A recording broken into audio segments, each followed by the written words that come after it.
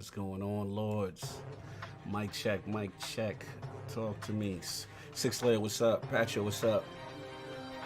Jiu-Jitsu, what's up? Sean Zhu, what's going on? Crazy Greek dude, what's going on, man? Talk to me. Let me know if my levels is good. Let me know if y'all hearing me. Talk to me. We got a lot of sleepy Lords. I don't know where the rest of the Lords are. A little sleepy. Pong Soul, what's up? Let me know if y'all can hear me in the chat. Sounds good. All right. Thank you, Six Layer. Appreciate you. Appreciate you.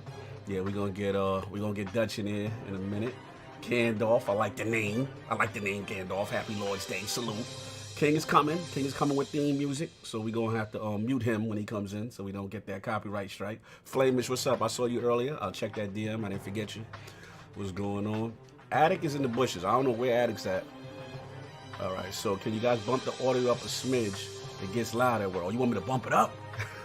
They said I was too loud last week. I'll bump it up a little bit, just a little bit, just a little bit. You get. All right. Slight bump up. Let me know what's going on, man. Oh, man. All right, so we're going to get Dutch up in here. Let's see what's going on. Sean, what's up? Cool. Shinita Design, what's going on, bro? Appreciate you. All right, so I'm going to get Dutch in here. We're going to wait for the King, wait for Solve. You know what I'm saying? And all that good stuff. Yo, I see you ready for it to get messy. I see what you doing, crazy good dude. I see what's up. With Gears 5 ray tracing, we might talk about it. Warning shots, what's up? All right, so I'm gonna be back in a few minutes, y'all. We're gonna get Dutch up in here, and hopefully someone can find Lord Addict. I'll talk to you in a minute.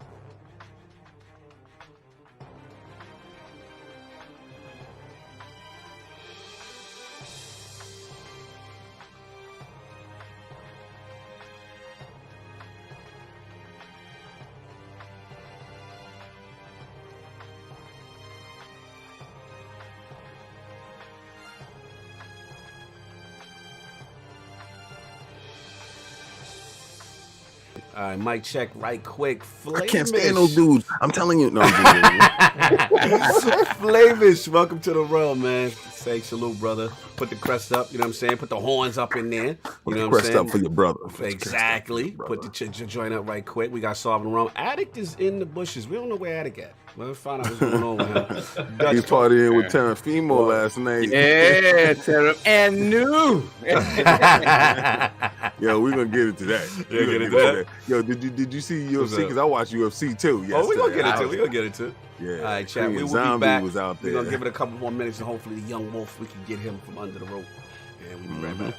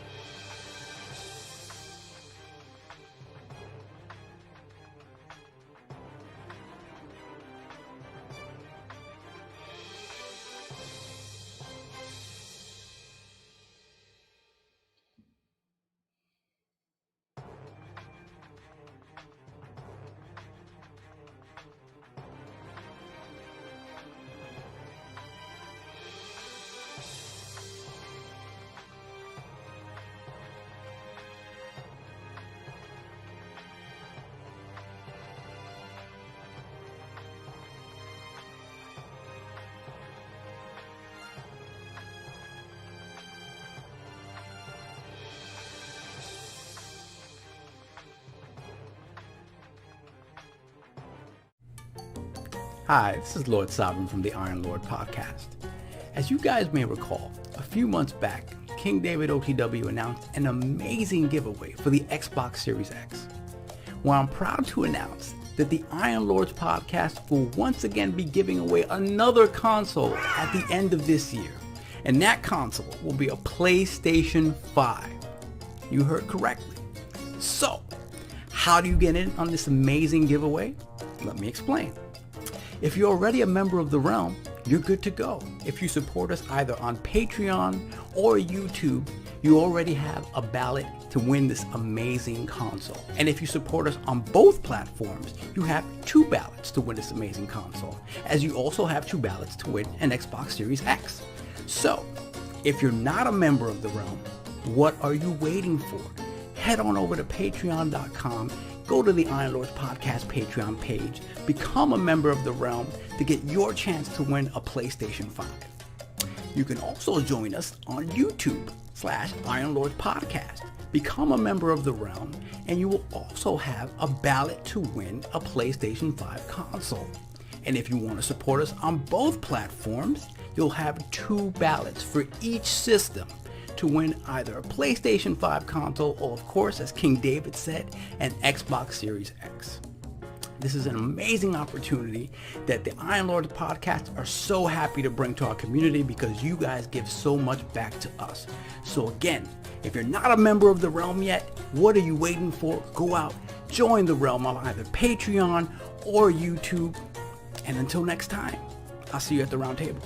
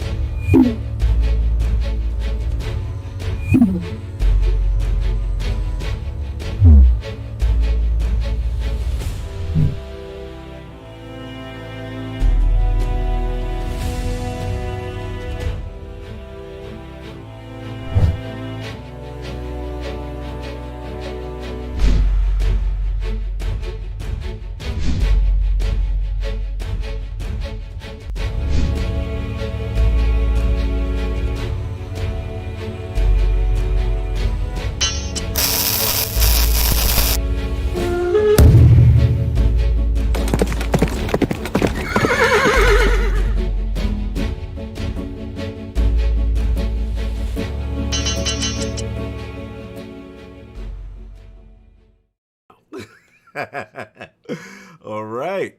Mic check, mic check. And we are live. Welcome to the Iron Lords podcast and the Lords of Gaming.net, episode number 180. And it's another glorious Sunday. We're back at the round table on the Lord's Day. I'm very excited about our special guest, and we've got the PlayStation 5 UI reveal. 900p Series S games, Sony's last console, and day 1 next-gen games to discuss, so we're going to get right into it. I want to introduce a Lord who is not only one of our rising content creators within the gaming community, but has already built an outstanding reputation for custom consoles and controllers, all done with outstanding craftsmanship. Introducing the creator of the Wandering Dutch YouTube and Twitch channels and the host of the Midweek Mix-Up podcast, the gaming Viking himself, and the Lord who brings that AFC Ajax smoke in FIFA 21.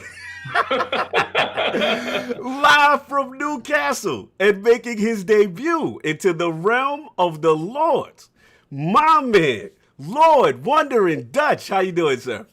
I'm doing good. I love the intro. Thank you. We got to bring you in the realm right, brother. How you doing, man? I'm doing good. That's Just getting the place set up and sorted, so it's nice and tidy again, nice and sorted in the room. Yeah, I see it looking nice out there. You got the nice setup going on, man. Little remodeling action going on. Little remodeling, getting it ready. No doubt, no doubt. So besides slaying people and FIFA and all that good stuff, what else have you been playing? I saw the stream. What else have you been getting a chance to play? I've been playing quite a bit of Rogue Company lately. Okay. That's quite an easy one to jump in and play.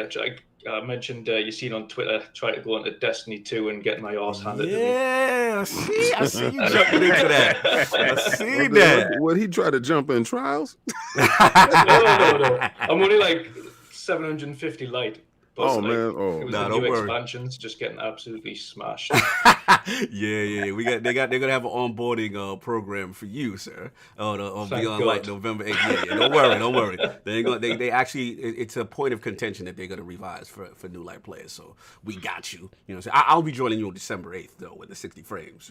That's what I'll be. You said December 8th. Oh, you didn't know? You didn't know? You didn't know? Oh, you didn't know? No. Talk to me.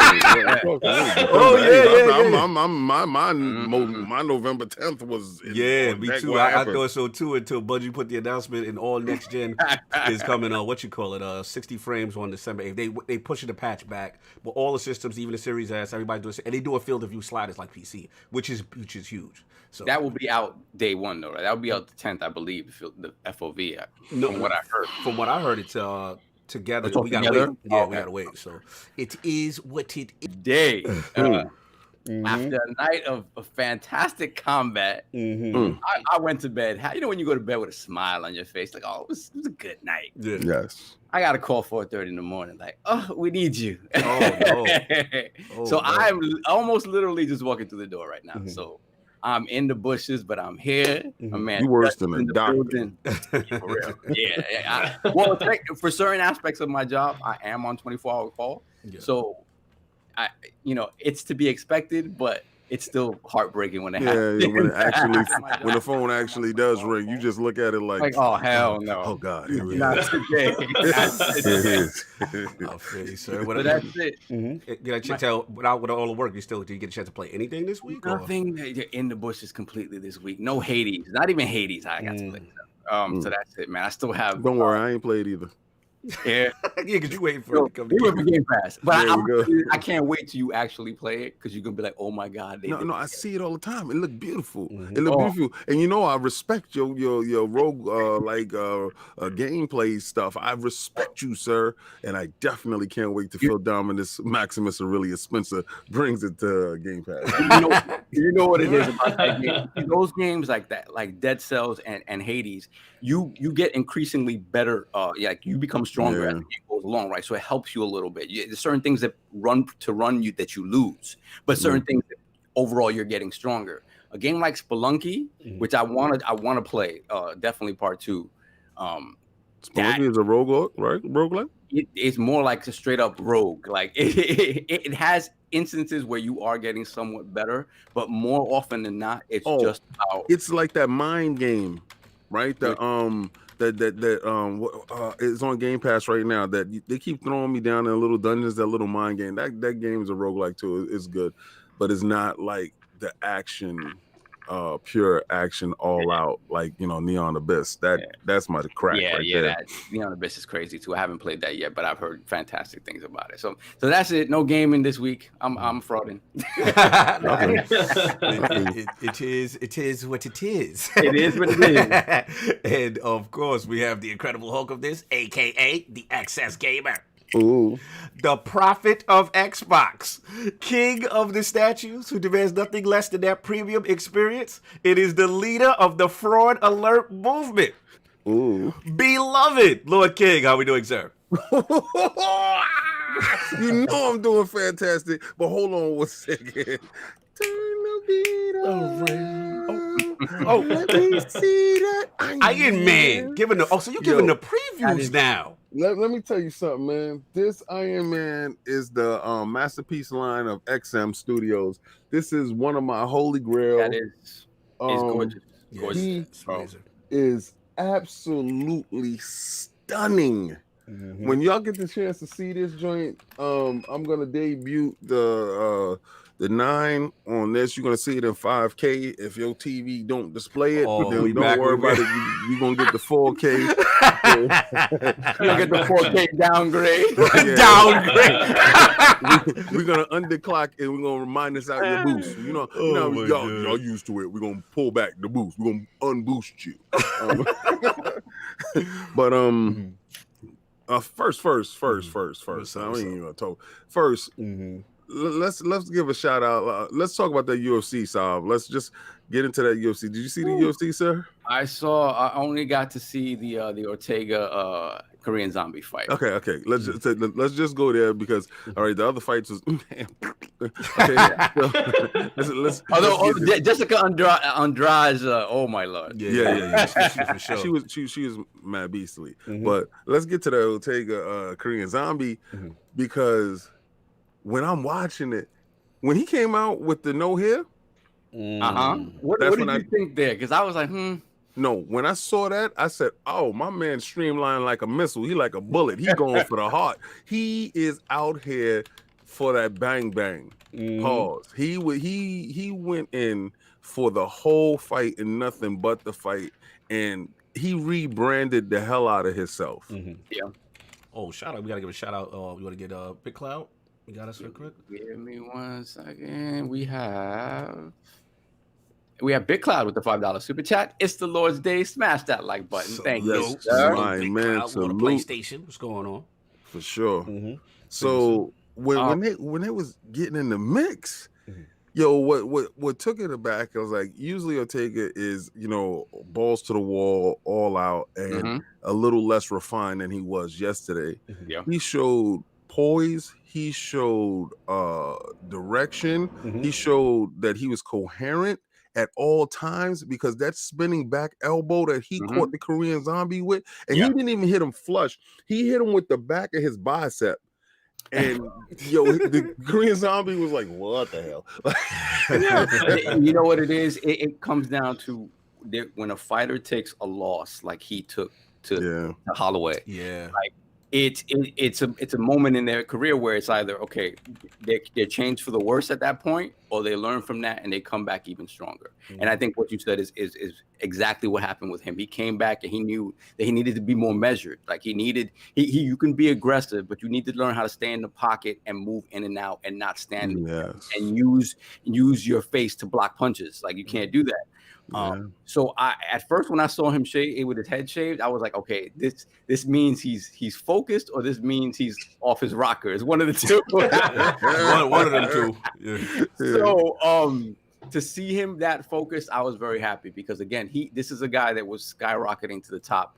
And then when he met with Bless, like it kind of got derailed completely. And he realized that he was not in that class yet. So he needed to go back to the drawing board. So to see this is great because Korean Zombie is no pushover at all. Yeah, he absolutely isn't. I saw the levels of his movement. He was going high, low, mid. He was definitely leg checking him. The Korean Zombie couldn't get off at all. Shout out to Jimmy Crute though, the boy, the Australian cat, the light heavyweight man, big right hand, slayed that boy. He coming. So definitely. What's up? Let's get this next super chat and then we can go into the I'll get it. Shout out to Sin Vendetta with the $5 super chat. King Mario over there trying to hide with just his nose and beer belly poking out, plotting your murder. Where is Mario? All right, so Mario is in the display cabinet right there. And if you notice, I had to block him with the XM box because Mario was down here. Oh, so that's to keep him in because he's loose. Okay. Yeah, Mario be on some Annabelle stuff. You gotta lock him in there. Yeah, had to put the keep him locked in the cabinet, man. No checking stuff today. No, so what happened, Bison, man? I know something went down. All right. So we had the fake unification bout. Now, what it is, when I'm saying fake, is because Devin Haney has a belt. Okay, so they're really trying to act like he don't got a belt. But Vasily Lomachenko, the Matrix versus Teofimo Lopez, the takeover, right? And Yeah, yo, I was gonna come into that today. And Teofimo has the IBF belt, and Lomachenko had all the other belts like WBO, WBA, WBC franchise belt. And the thing with that is they was building up Lomachenko to be the second coming of God. Right, they was building him up to be the most incredible fighter since Muhammad Ali. If you're listening to Bob Arum, and Lomachenko showed flashes of that brilliance, and but that's proper matchmaking. He got into a fight yesterday with the younger, stronger fighter, a lion that didn't have an O in his record, undefeated, one in his record, undefeated, and that boy did not want that O to go. So first 6 rounds, he was controlling Lomo like you've never seen before. Body, head, movement. But Lomo felt that he was going to take him to the deep rounds. By the 8th round, Lomo started to come on. And then you seen the brilliance of Lomachenko, and the kid just didn't bend, break, or fold. Like he was like Treyway all day. Like okay. Well, how Treyway's supposed to be? Continue. Without the snitching, Yeah, continue. Shout out to 6ix9ine. Yo, you stupid. Continue. We get messy. So the boy was putting in the work, and Lomachenko was trying to pressure him. You saw him trying to drown him.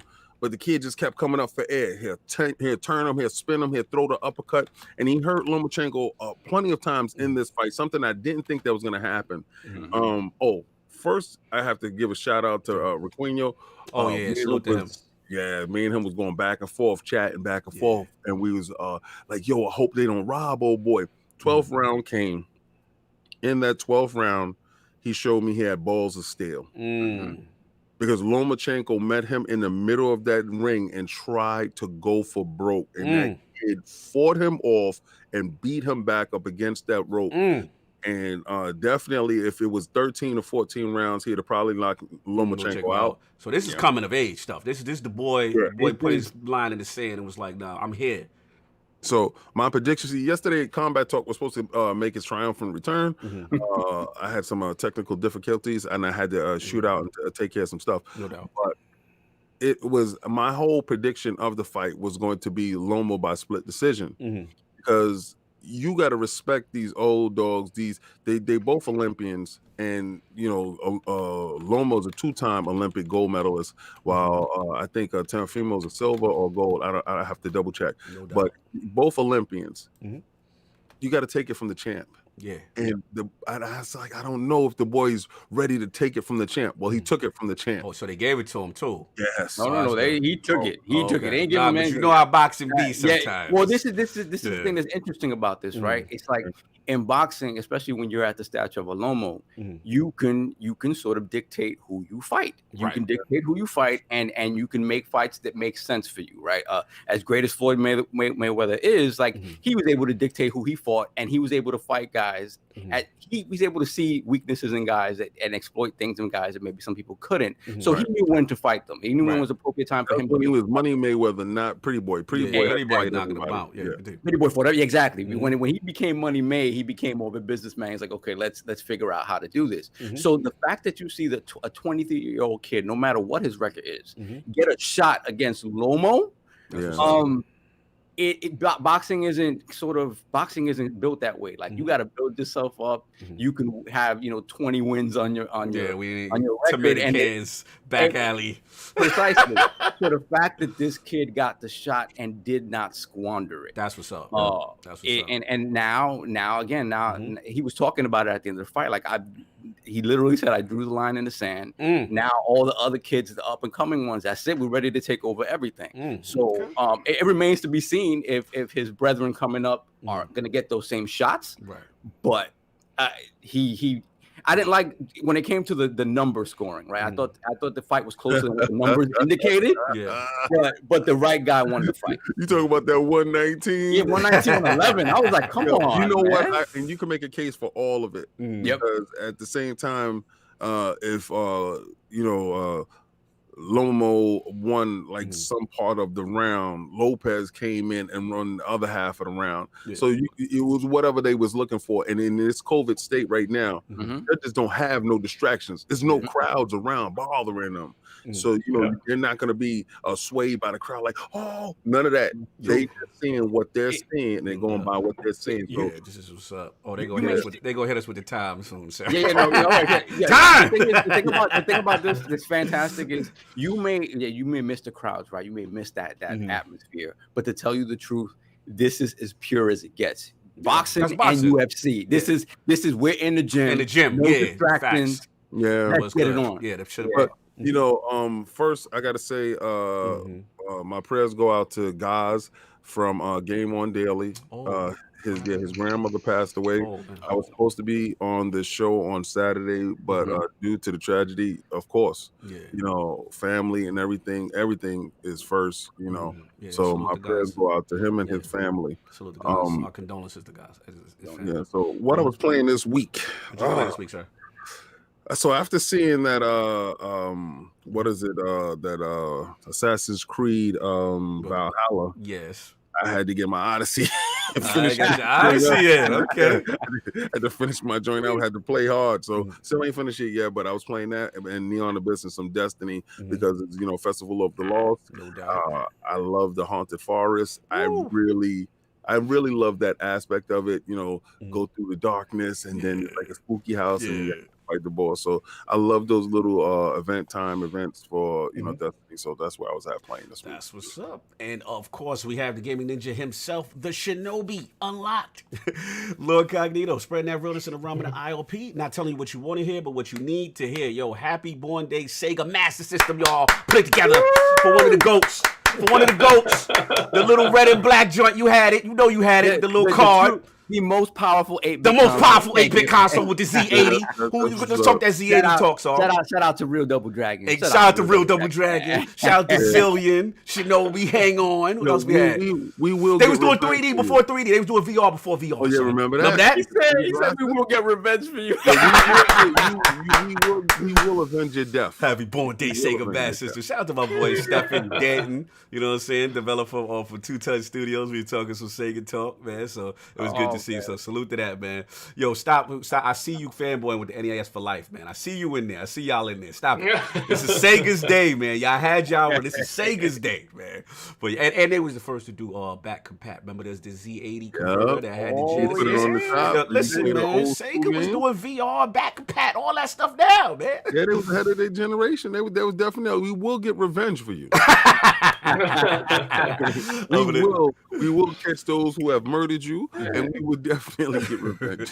Shout out to Leonard with the Fantasy Star. But Fantasy Star classic, a list classic. You already know what it is. Shout out to the Last Word last night, man. Ibantis and I, we had on Ty Guy Travers from IGN's Fire Team chat. So salute, man. He was tremendous. He was talking that Titan talk, having everybody laughing, man. Good episode. Please check that. That's up on IOP. Shout out for him getting his name on that banner. Oh yeah. Oh, you listen. You listen to the J. Salute. And for me, other than that, man, it's just been Outer Worlds, man. I was supposed to try to jump into Ghost. I know the new co-op modes came in for Ghost of Tsushima, but boys, a little tired last night, so I get to it. But I'll get to it tonight. And other than that, just Outer Worlds, man. I've been having so much fun. xCloud on the go as well as at home. So that's been it for me, man. But other than that, let's get into the show. So now that we've gotten to what the Lords have been playing, I want to focus on Lord Dutch. His video game system history, his journey into console design, and of course, what led him to creating the Wandering Dutch YouTube and Twitch channels, as well as our favorite midweek mix-up podcast. So, Lord Dutch, man, let's start from the beginning. What were some of the first video game systems you had? What got you into gaming? First one that actually got us into gaming was probably, and believe it or not, the PC. I used to game with my father on PC all the time. Build PCs, start from the ground up. Flight sims, side scrollers. That's hardcore. That's hardcore, man. That's hardcore right there. How old was you when you was doing? How young was you when you was doing this? about 8, 9 years old. Wow. Okay. And this is building PCs at a time when it was. I mean, now it's where just it was kinda dial-up connections. Absolutely ridiculous. Yeah. Opening up a PC case was horrific back then. Like, Yes, it was. Yes, it was. Wow. This is hardcore. Horrific. Continue, sir. Continue. Yeah. After that, the other consoles that I had would have been the Sega Mega Drive, Woo. the Super Nintendo, Let's get the it. Nintendo, the original Nintendo. Mhm.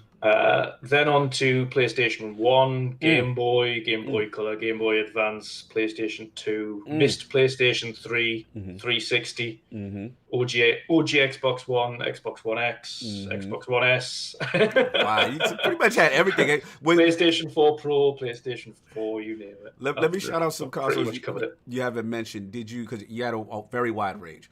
Any Yes. turbo graphics in there? Not for me, but extended family had all of those. Oh, okay. Extended family in lofts and whatnot. You need to winding the tape back. We had all of those consoled. Having to rewind to get the game to start again. Yes. Speaking of TurboGrafx, real quick, did you guys see that Analog announced a new TurboGrafx? What? console? Nah, I didn't know about that. Yes, they did. It's going to be $200, and it's FPGA complete, so it's no emulation. It's straight up like it's everything. It's the Duo. I mean, it's the card reader discs. Wow. So they're doing the CD, everything? Yes. I'm down with all that. 200. You know, analog consoles are crazy. Yeah, that's crazy. That's what's up. So let me back up that for a second, because again, wide range of systems, tremendous history. So give me some standouts for you. Like, let's start with the 16-bit era. Give me some standout games for you. Ooh, standout. You see, me again starting on PC. PC was my original home. Yeah. But I used to love the old point and clicks. But again, Age of Empires was one of my favorite from way back when. Always one of my favorites. I used to play again on dial-up. I used to play the What was that modem speed? What was that modem speed? You was 33.6. You was 14.4. What was you? I was 33.6. Woo! Okay, let's get it. I was doing well. Listen, it was sufficient. It was I sufficient. used to play the multiplayer game mode Castle Blood, if you all remember that. Castle Blood. That's a real PC. So, I mean, being that you have such a tremendous PC history, then what was the draw to console? Just because it got popular? Because it seems like you were kind of entrenched in PC. It was mainly the co-op multiplayer, but couch co-op. When couch co-op first came around with the likes of, again, on PlayStation 2 and OG Xbox One, when that came together, especially for Halo, the original Halo. Yeah. When that first came out, I remember standing in the PC shop for us, which was PC World over here originally, before it turned into Curry's. But having the OG Xbox One on its display stand and having Halo as a demo, and I just couldn't. Ever since I played that there, that was it. That was the draw. That was the game changer right there. Yeah, that's what's up. Get that. Any LAN parties, or we just kept it solo? Halo was LAN parties. Yeah, Halo was LAN parties all the way. Everybody put the TV over, had the router. But again, I had LAN parties for Age of Empires as well on That's PC. true. See, you were already advanced. You were so ahead of us with the PC space. Console was just catching up to what you was doing. So you're like, okay, they just getting on. Apart from the dial-up drops when someone picks the phone up, and that's it, gone. Yeah, somebody picked up the phone and kicked you off your game. Ma, get off the phone! You get mad, you hear that crackling. Yeah. Go ahead, Dutch. I'm sorry.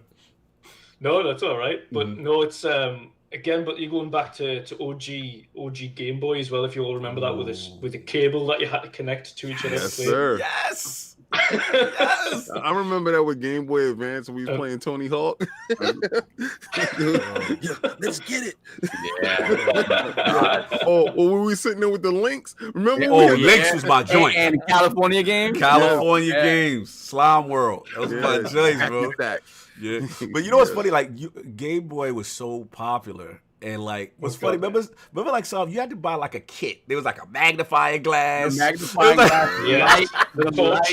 light, the light, torch, the torch, bro. And even though Addigan here, that Tetris was rocking.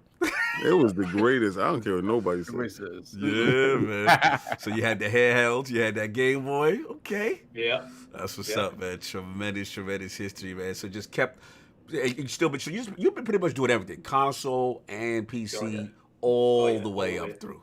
Wow. All the way. Tremendous, sir. So, yeah, man, after that, like, I know obviously, we continue before you get into your content creator stuff, but one thing that you're known for is obviously these console designs, these custom controllers, these amazing things. Like, what kind of birthed you into that field? Like, what got you into that? I've always been very artsy, craftsy myself anyway, but primarily for me, and what really broke the camel's back, should I say, was seeing some of these high-end customized controller websites charge absolutely through the teeth for something that could be done far cheaper. I'm not going to name names because I'm not going to throw shade like that. There are a few. Unfortunately, one of them is American-based, and they like to charge fortunes for something that costs far less. And I'm talking 150 to 200% markups. Wow. So when I saw that, and one of them was white before the white elites came out. Yes, I seen the ordered a white elite from one of these companies. Paid, I think it was double what the elite was costing at the time. And it was just all they'd done is just attach a white faceplate onto the front of it. That was it. The rest, it was completely misdirected. Like on the website, they had panels on the back that were all white, and the back of the controller was white. Controller arrived, front faceplate was white, and that was it. Wow. Nothing was this. It was like absolute jokers. So yeah, that's no good. Pulled them up on it. Got the entire website was changed. That they said, all right, we'll take new photos and not mislead new people. photo. Damn. So it's really that big as far as like, do you think it's like, based on what you're seeing, like it was something that you would see as very prominent, in that community as far as these companies doing it, just completely overcharging and stuff like that? Oh, completely overcharging, yeah. And it was the fact that the wholesalers that sell the parts that they sell, because you can get the vast majority of these custom controllers you see are just parts from China that have been made that way anyway. So it's not something that has been designed or handcrafted by them. It's all digital art printed onto a shell and then put onto a controller, which is fine. But then to mark it up 150, 200% and then sell it to, that's what ground my gears.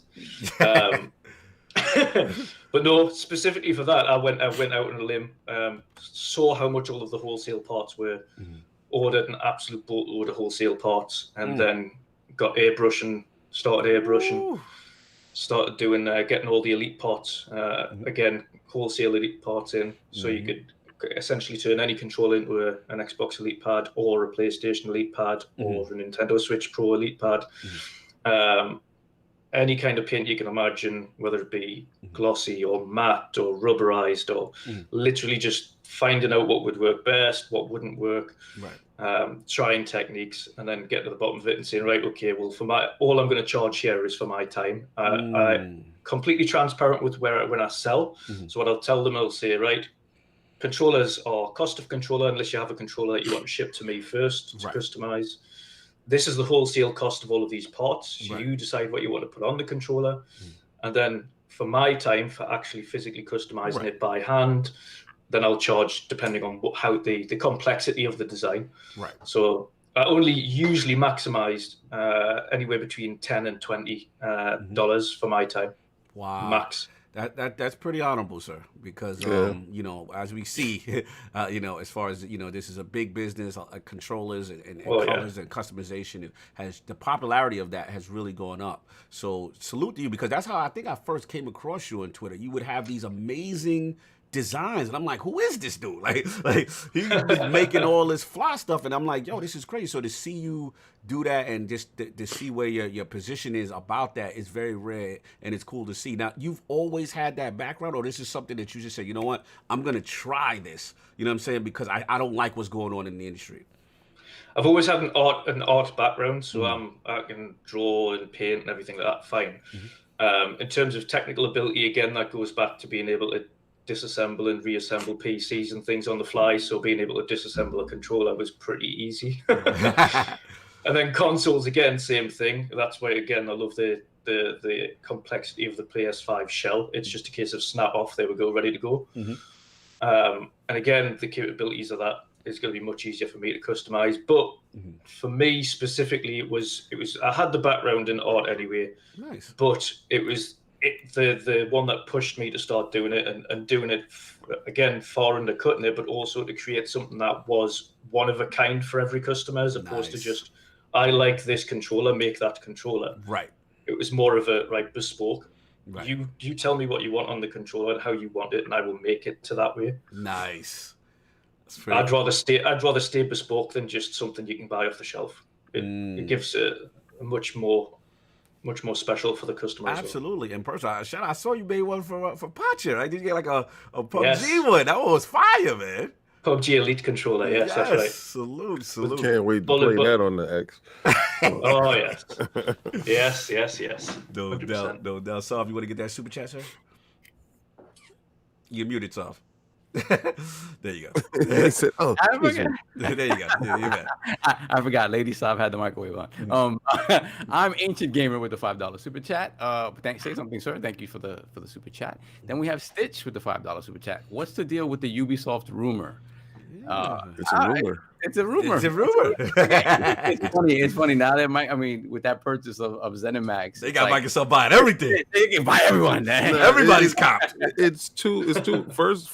Remember, I was talking about that Ubisoft thing, but it's two rumors that are really prevalent and are.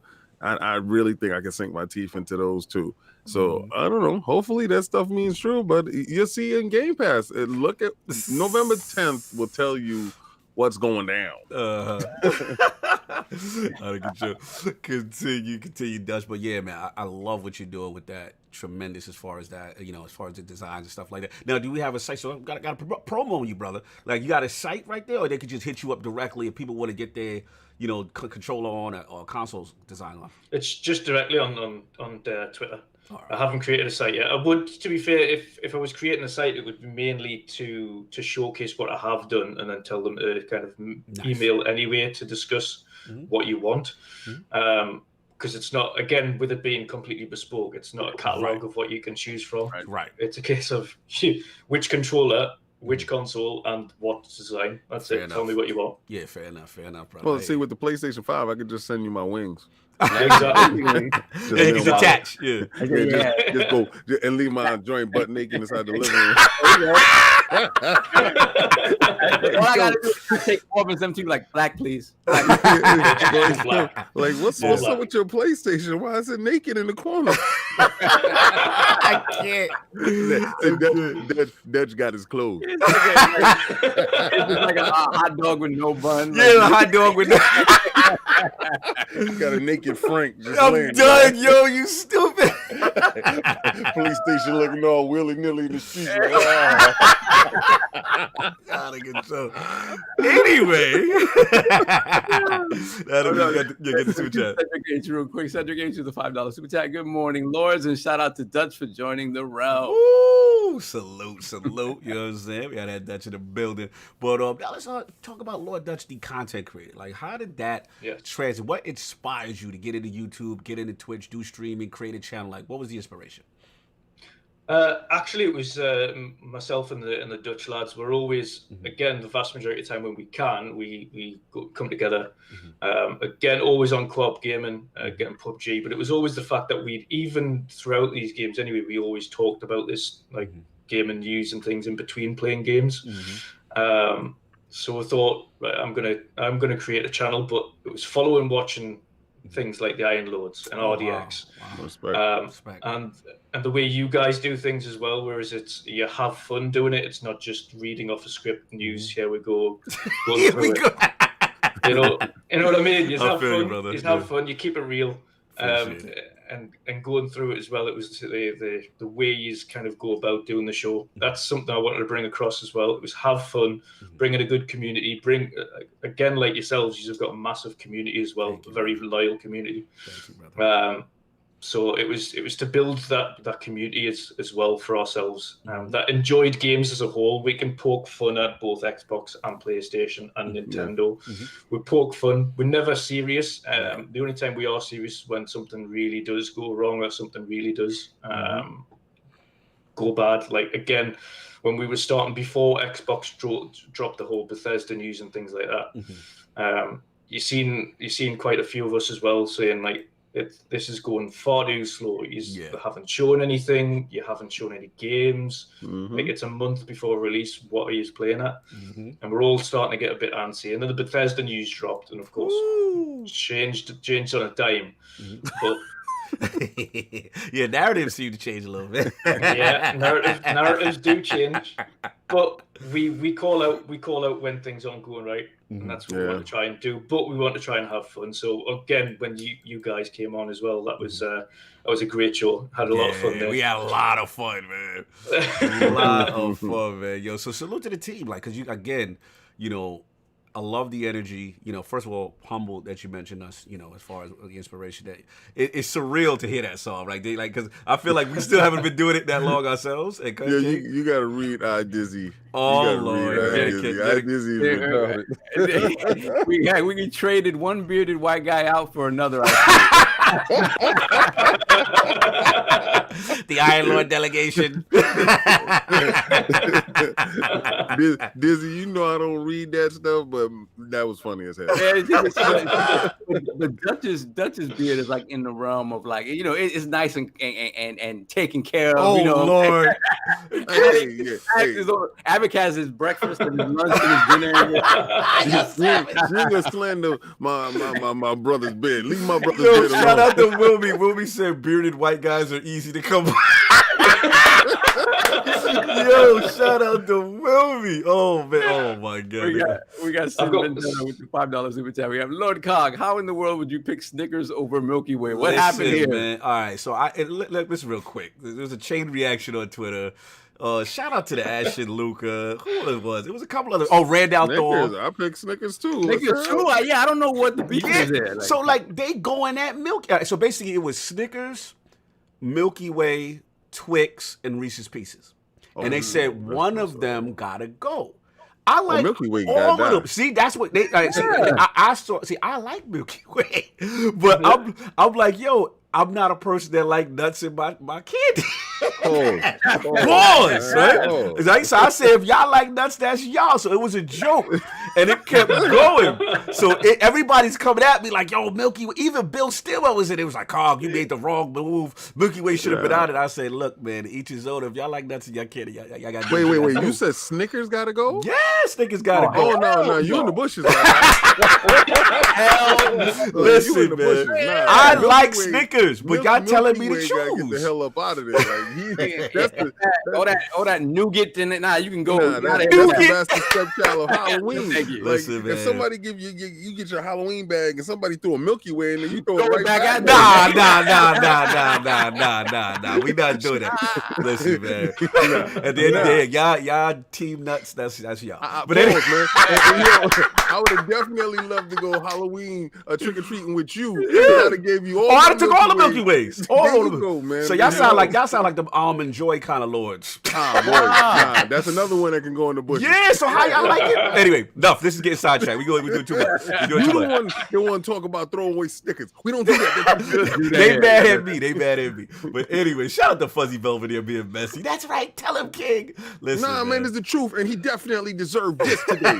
You earned this today. You ain't yourself right now, man. And you need a Snicker.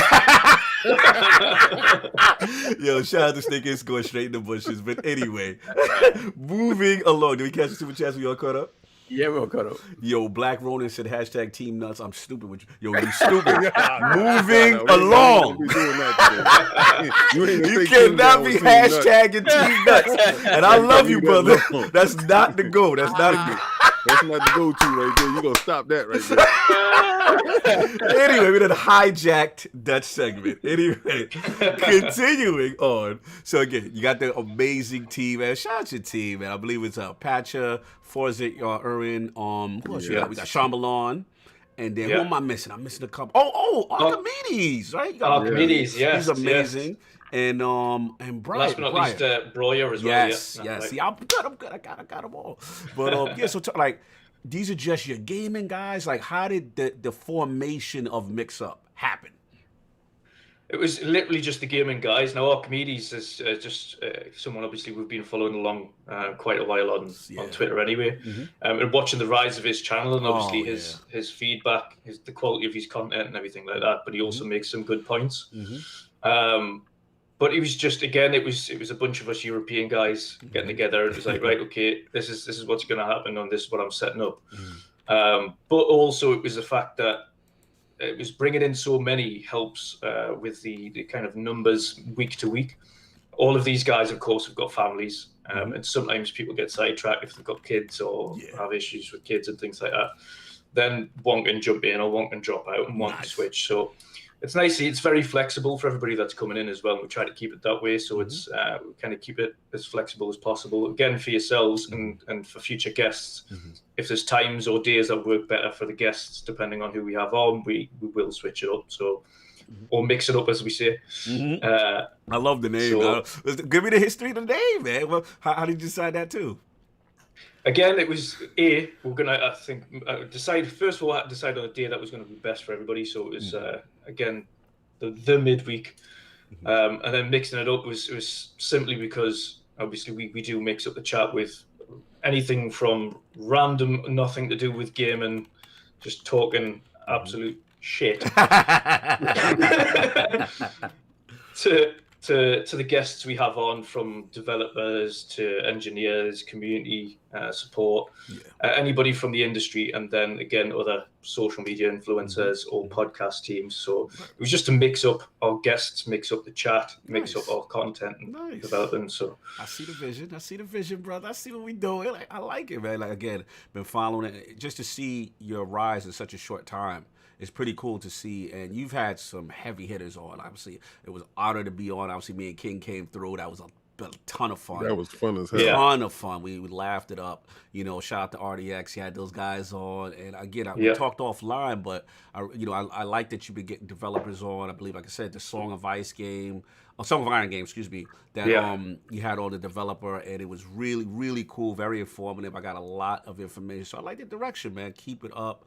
Love the content and what you guys are doing, man. It's been truly, really cool to watch, man, for sure. Yeah. It is. I mean, obviously, as you'll know from having kind of different, the higher the scale, the higher the popularity, the higher the person, the harder it is to get them kind of into these shows in the first place. So we have a lot of irons in the fire for future people coming on. Again, some harder than others, some busier than others at the moment with the release of systems. Yes. But I don't know whether or not you will understand this as well, but getting anybody from PlayStation to do any talking is impossible. Brother, I get it all the time. I'm glad you mentioned it because, obviously the Lords have earned a reputation as supposedly like a one preference podcast. Oh, that's because of me. Yes, and I'm like, there's other Lords that like other consoles. Like I'm Iron Lord. Yeah, like whatever King said, they automatically group us that we agree 1,000% with everything King says. They don't agree with nothing I say. So but King is still the first in line to get a PlayStation. I know, that's what's funny. This is hilarious. You know what it is the fact that they don't like the fact that my heart bleeds green. Yes. They don't like the fact, and they don't like that I'm out here actively seeking revenge for my fallen Sega. So, and somebody has to pay the price. But at the same time, I'm purchasing a PlayStation 5. And I don't care what nobody say. I respect Sony all the way. They made me bend the knee. Right. So, but they get it twisted. They don't think that we can be vocal against what other companies are doing at the same time still being a fan. Right. And if you don't agree with their little hive mind mentality, then you must be against their console. When I call out Microsoft for the stuff that they did, nobody mentioned that. He went at 343. Let me tell you something. My DMs with a lot of pissed off people, but they never, went at me publicly, and I respect them for that. But they had to say, at the end of the day, you didn't say anything wrong. Right. and you're always championing them. So y'all got to give that same respect all the way through. So we all around the boards, we rep every console. And if you feel that sometimes I'm going too hard with the pause with the Phil Dominus, Maximus Aurelius Spencer, he's Aurelius. Yeah, he's Aurelius. He's Aurelius. It's just the fact that y'all don't know. I've seen so many companies die. I've never seen a company come back from the brink of death. Yeah. And if y'all think that this Xbox wasn't going to die, when I get to the segment of the PlayStation 5 today, y'all understand what I'm talking about. Yeah, I feel you. No, like I said, back to what Dutch is saying in reference to getting execs. It is a struggle because I've tried a ton of times. I mean, the closest we got was probably Ben Studio, and unfortunately, from what I hear, Dutch, again, I don't know. I'm just going by what my experience is. I can only speak for myself, but it's just like if you're not a predominantly PlayStation only channel, it's harder. It's harder. So much harder. Yeah. So that's the vibe. But in general, if you see across the board, the reason, I mean, you can talk about Xbox all day long. Xbox will pay attention, and have somebody at some point come onto your show and talk about that. Yes. You can talk about PlayStation all day, every day, for as long as you can. You'd be lucky if you get someone from PR. Yeah. I feel you. And a lot of it is transparency. A lot of it, they protect, their devs Very and stuff like that. They're very protective, and unfortunately, what me and Ebontis call it's the Hollywood game. Numbers and stuff plays into a factor as well. Because some people, when you get to a certain point, you just can't be denied. But it is what it is. But hopefully, Sony, man, I'll be wanting y'all on, man. I'm trying to get Sucker Punch. Tell them, y'all, chat. Tell them, the Lords would love to have them on. Give me we want Shuhei. We want, I want my man Wolf. They gotta work on their King wants Kojima. You know what I'm saying? Yo. First, y'all gonna stop. First, he's not Sony anyway, so you gonna stop that. All right. I want Kojima to be on Xbox. That's what I want. That's what you want. Yeah. So you stop with just money talks. Money talks, man. No, he don't. Obviously, don't talk to him because I'm pretty sure that Microsoft would have gave him a bag too. And I just honestly think that he is for who helped him. I think his loyalty is something totally different. Yeah. And I got to respect him for that because when he was down and out, dudes was looking his way. So I respect him for that. Moving on. Final question I got for Dutch, man. I call you affectionately the gaming Viking. You know what I'm saying? Yes. So like everything, Norse and the mythology and everything cool. So like, what was the lore? What got you to have that association with your gaming persona and all that? Like, how did that whole start? And then also the history with the name, with your name, the Wandering Dutch. Yeah, Wandering Dutch was specifically because, again, it's moving over from the Netherlands to the UK. So Wandering Dutch was primarily for a Dutchman wandering around. Primarily. Literally. But, I do travel quite a bit. I used to had pre-COVID travel quite a bit. Try to get around the world, see a lot of places, do a lot of things. So Wandering Dutch was fitting for me. No doubt. Viking-wise, that was, again, I've been primarily, I've loved, again, being in an area and living in an area that's predominantly a lot of Viking history anyway. Of course, I live not too far. A lot of the stuff that's in Valhalla, like Lindisfarne and Jorvik or York, as everyone knows it, that's only a matter of an hour, 2 hours away maximum from where I am. So the area itself is steeped in that history. Again, mainland Europe, exactly the same thing, steeped in Viking history. But it was initially when Grimfrost, two of the guys that do all the apparel and all the weaponry and everything for the history show Vikings, contacted me and asked me to be an ambassador for them.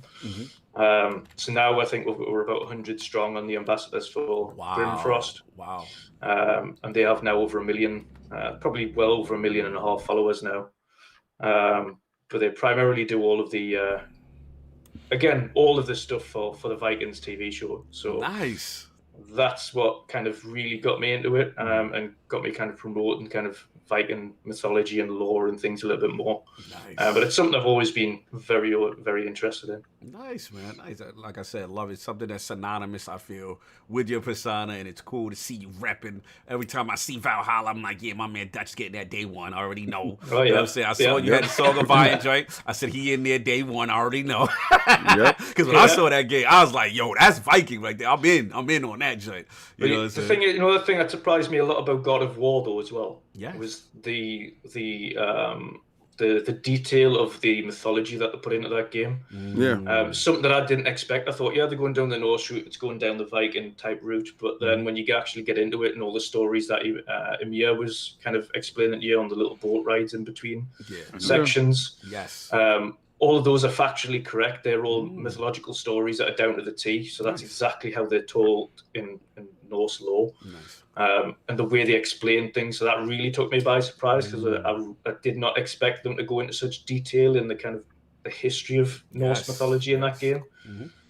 But they did. I thought they would do it, justice when I heard that they were going in the Norseman mythology type of way, because they did really good with Greek mythology. Yeah. So I didn't think that they were undercut it. I thought they would do their research. That studio showed that they do really good research, and I was taken aback when they fleshed out a lot of like the world serpent and Loki's mother and things of that nature, like who Loki, the Fenris wolf and stuff. A lot of stuff that I researched on Norse mythology. Then they went deeper into it. It's really good stuff. It's really good stuff. If you took the time out to understand what they were trying to show you. Oh God, yeah. Absolutely. They really did their thing there. So how excited are you for Ragnarok? Oh, extremely excited. Extremely. I hope it's not a watered down version like Miles Morales is. I really hope this is an actual full. Shots fired. Miles just caught a bullet. Are you implying that this is a shorter version for shorter content expansion that we're implying? Yes, that is exactly what I'm implying. Oh my God. He's not wrong. If the turnaround window is that short, then that means that it was a large portion of something that was cut out of something that was originally there, and something that I've seen there. Like if I see Asgard and I can't get there, I'm mad as hell at you. So don't show me something on the damn map and then talk about, the game is over when I was expecting to reach that part of the map. If I can reach every part of the map and then one section is closed off, but then you yell out, we don't have no DLC, but then you tell me that the new game is coming out in 2021. I'm like, you're lying. That was painful. That was painful to see. That's exactly what I was thinking when they announced 2021. I thought that turnaround window was too short. Yeah. The game came out latter part of 2018. Yes. By the time the developers have had a break, which they will have had a break after that game went live, then they put the patches out, made sure everything was correct. So you're going into 2019 and you still have kind of bugs and patches and things getting worked out on the original game. You're not going to already start pre-production on the next. Good point. Yeah, and that's the point. Unless it's on PlayStation 4 natively. Oh my God! Messy. That's another thing I believe. We getting messy now. Are we implying that this is a strategy that Sony's implying? I'll happily play it on PlayStation 5, no issues. But tell the truth, shame the devil. This is a fact. You know what it is when this is what I don't like. What's going on? That was good customer service. Yeah. If you're saying that we're going to support you all the way through, and damn it to hell, like if you're going to get a PlayStation 5, you're going to get the bells and the whistles, like you're going to get the apex predator of what we have going on. Right. But again, also if you have a Pro and if you have a Slim and you've been down with us, you are still rocking. And I think especially right now, I don't think they really understand the pulse of of what's going on. No, they do. They're too reactionary. They actually are. I firmly believe that was their strategy as well. But when they saw Xbox get the negative reaction, that's what I'm talking about. Yeah, from the Halo Infinite news as far as it being supported, right? That the base Xbox would be holding it back. Right. So then the holding it back narrative started, and it was a big negative thing from the media. Thus, I think that made them apprehensive to say, well, that's kind of our Well, let's see. too. And then again, that's And then they came out and lied. Then they came out and lied. but that's a telltale of a liar and a coward. Because at the same point in time, if you're out there, see, this is the difference. This is what I see. When Sony does something that's not favorable, but Microsoft is doing the same thing, and if Sony comes out and says it first, which really never happens, but let's say Microsoft supports them. Right. Yo, we're doing that as well. It pushes the community forward. They put that narrative out. What Sony would do is like, oh, they got punched in the face. Yeah, we're not going to. We got punched in the face. Let me go over there. Yeah, it's like let me go over there and curb stomp them while they're down. Like I would do that. Yeah, because they flip the opposite. That's what the generation tells. But enough. We are diverging. Oh, I want to get back to Dutch. No, but he brings up so many. Dutch got some good points on his show. Yeah, like Dutch is such a good topics. And Dutch is a good guest that he gets us to go off on tangents. But I gotta ask the question because we got some topics today. But I gotta ask the question that we ask all the lords in the realm. I need Lord Dutch's top 5 video games or franchises of all time. Final Fantasy franchise is the top for me. Final Ooh. Fantasy, 100%. That goes all the way back to the NES. Which Final Fantasy? Oh, here we go. See, all the way back. So if you're going on original retro Final Fantasies, then Final Fantasy VI is king. Yeah, baby. I don't like hearing Saul, man. Like, you're doing too much. Yeah, he's a 6. He's a 6 guy. You're a 6 guy. I'm a 3 guy. If you're going on kind of new era, then 7 and 9. My man. But you're a Kefka guy. You're a Kefka guy. Yeah. Okay, fair enough. So, look at it. Did he speak on it? Look at the little fake church going on. Fake Final Fantasy VI church going on in the chat. Speak on it, preach. Yo, shout out to Slow-Mo. I see you in there. Oh, but I was going to say, so we got the Final Fantasy franchise. Give me some 4 more games. Yes. Or franchises. Halo as an entire franchise, mainly the originals. Of course, we know it's went off on a little bit of a downward turn recently. But you cannot discount that Halo multiplayer when it first came out specifically, and the co-op in Halo 2. When Halo 2 had the full co-op from start to finish. Yes. Beautiful. Shout out to Dual. So many memories. Oh, yeah. Yes. Oh, yeah. The original Gears of War, when that came out, specifically when it was 2v2s. Yes. 2v2s on multiplayer was, I remember so many nights playing just without the whole wall hopping and wall sliding and things like that. Yes. Such a good game. Original Gears. And not to cut you, from the campaign, I always feel the original Gears had a darker tone. Yes. And I always feel like, not that they got too kiddie and jokey, but I remember remember scenes like the Krill for the first time? It was almost like a horror game. It was like a horror game. Yeah. And then when you fought the Berserker for the first time, like the game scared you. But go ahead, King. I'll you got your balls. I believe the difference between that was marketing, right? And they market the game as a bloody, gory, shootout fest, like, cover base. And you had to cover because you were in fear, like, but you were still, fighting the fear. So when they did that commercial, Hello Darkness. Oh, yes. What? Yes. Right? And then you started the game off, and you was locked up, and it was dark. World, it was like, baby. and you saw the creatures running at the top. Yes. It was giving you tingles and stuff like that. When they went away from it is when they brought color into the world. Remember the color was muted? Yes. Yeah, remember the oil rig scene where they were in kind of weird refinery? Love that scene. Yeah. So I think they're gonna go back to that. I think after this storyline here, I think they're gonna shed that storyline as far as the colors go and go back to that dark, muted, scary type of Gears. And I think they need to. I think they need to reinvent Gears back to where its base was. The same way Kratos reinvented it. Some people hate it. I don't really like God of War like that. I'm into how the old one is, but I know it needed a direction change, and it worked very well. Shout out to the Mad World. Yeah, that was the big, when that commercial hit. But I could talk about that for Gears 1 for a long time. Anyway, continue. So we got Final Fantasy. Does this? Yeah, I know. We got Final Fantasy. We got Halo. We got Gears. Give me 2 more. Yeah. Forza Horizon. Let's get it. The best racing. Yo, Dutch is spitting. Yo, that Horizon. Look, Forza Motorsport is the absolute pinnacle of simulation racing. Absolutely. Horizon is on another level. Like Horizon is the racing game for everybody. Yes. Yep. And for me. It's too much for me. Horizon? Horizon? You know why I say it's too much? Because it makes me feel like I'm playing Grand Theft Auto with all the stuff to do. So you overwhelmed. The map is crazy. Yeah, the map is crazy. Right? Yeah. And then I got to take a break. I'm like, like you got to go get this race over here. But if you want to make sure that you go over here to do this, and you like, but I saw something over there though. But I just love the fact that you're not restricted. Like you can go anywhere, and then for trash races like me, that rewind feature.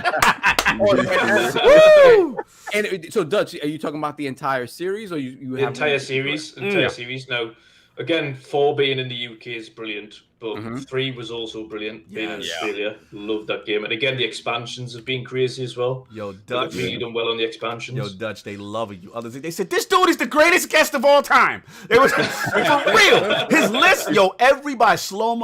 You have not said one game that people were like, "Oh my God, he's spitting." The Hot Wheels expansion. Oh, crazy. Yeah, crazy. But Dutch, you tell us why Horizon. I'm sorry. Well, if you remember when Horizon was first unveiled in the trailer that the first kind of showed off for that, the first unveiling of the original Horizon was what set it off. It was the feel of the festival vibes, and you have all this music playing. Yes. And it wasn't just a case of just any old music. They had the top artists, the top DJs on everything, and they've only expanded that further as well. So they've got radio stations pretty much for everybody, no matter what you like. Top to bottom, but then they've got different areas. They've expanded it instead of being just one area of a country. They've said, right, okay, now we're doing Australia, and we've implemented several different parts of Australia into one map. And then in the UK, again, we've got the Lake District, we've got Edinburgh, we've got other parts of Scotland, we've got the kind of over down in the Cotswolds, we've got everything congregated into one. But I also believe that is as big as they can go for that game on current hardware. I think if they could go far, because if you have a look at The Crew, which tried to do it, but didn't do it to the same effect, that was too much world, not enough actual racing mechanics, because the handling of the cars were horrific. Right. And then the detail of the world as well was let down. Whereas Horizon was a happy medium for the hardware of its time. It had beautiful graphics, great detail top to bottom, unbelievable detail on the cars. Customizability, and then plenty of content, and then the map size was just right. It wasn't too big, it wasn't too small, but they implemented a lot in it. Whereas The Crew was the entire USA. That was too much. I think for me, as somebody who loved Project Gotham, kudos. Bring back PGR. Oh my God, bring back PGR, but or bring back PGR in Project in Forza. I'll be fine. I'll be fine with that too. So you saying like playground games understand how the game design goes? They do. That's exactly what I'm saying. Exactly. Shout out to exactly what I'm saying. Shout out to Playground, but tremendous. And one final game, I think we're missing, right? One more. One final game. Again, I mentioned it, but it's what started off kind of my love of gaming in the first place, and that was Age of Empires. Woo! Okay. Age of Empires, top to bottom. You can't wait to the 10th. You went along with me. I think I was the only dude at the PC show when they showed Age of Empires. I was like, "Oh my God!" Yes. Salute, man. Salute. Gotta love it. But again, love it. Not just the single player campaign, but that was one of the first games as well where it had full mod support from the community, top to bottom. Everybody could do anything they wanted on that game, create maps and game types and different types of multiplayer experiences that you could just download and just implement into the game with no issue and play online with hundreds of thousands of people. Yeah, man. it's tremendous. It is so cool to see it come over and get the attention and the love. You know what I'm saying? Console, we got to get it. Hopefully, the quick time frame. No, we got to wait too long. Gears Tactics. That's what's giving me hope. So there's no, That's what's giving me hope. When I seen Tact, people don't realize how important that is to see on a console in a quicker turnaround. Because generally, like you said, Dutch, those games would always be PC only and, would never come. And I come from the RTS. I love the turn-based type stuff. And to see that genre get represented, on consoles, pretty dope. Yo, man, chat, they love it. Disney's like, yo, we found Addict's replacement. They want me to sign you up, man. They ready to trade my boy away. His camera's on. We can see his background. Oh, he's not eating pizza. So you want to get the super chats before we get into this? First we have LAJ3 with the $5 super chat. Please say something. And then the following super chat is LAJ3 with the $5 super chat. Yo, Dutch, it's Redskin Dad. Love to see your growth. And you have to show your controller. Yes. Which one? Yeah, that's true. Which one? There are many. Controller. There are many. Facts. Absolutely many. No doubt. And final question, Lord Dutch. Favorite console of all time, past or present, and why? I like that one, that red and black. And you can't say PC because we know it's PC. Yeah. Oh, yeah, I like that one. Talk, Dutch, so that people can see it. Yeah. Oh, he got to say something. There you go. I put the focus on it. Okay, yeah. Ooh, put them up one more time. Dutch. Those are fire. Yeah. Oh, wow. That's that crazy. Yeah. Yo, I like that black and red, though. That's that Chicago Bull one right there, son. That's put 33. Put a 3 on. Put a 33 on it for King. Give me a number 1 for D Rose, and I'm in. Salute, yo, that's fire. So let me ask you this again. No PC, because I know PC is your home, your foundation. But we got to talk console now. What's your favorite console of all time, past to present? It's a difficult one because there's a lot, again, being back on Final Fantasy favorites. The one that I used to follow in, again, the NES and the old retro. It is a real toss-up between 360 and PlayStation 1. I would say PlayStation 1 because when Final Fantasy 7, etc. first released, Talk to him. Yeah, where the chat at now? Talk to Slow, talk to Solve, talk to Dizzy. Talk about the impact of Final Fantasy 7 on PlayStation 1. Here we go. Let's go. Let's go. Let's talk about the best one. Let's talk about the best one. Shush you. You had your moment. Kefka. Now we get to talk that Cloud Strife, that Sephiroth. Let's go. Yes, the original unfiltered, unedited whole story in one game. Over 4 discs. Let me give you an on to something. Go ahead, keep talking.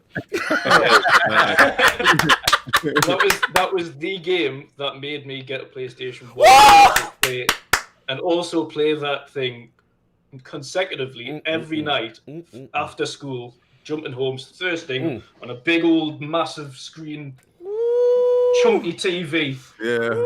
Plug it in, play it, disc in, there we go. Yeah. Make sure the disc was clean. Blow on the lens. Yeah. Bro.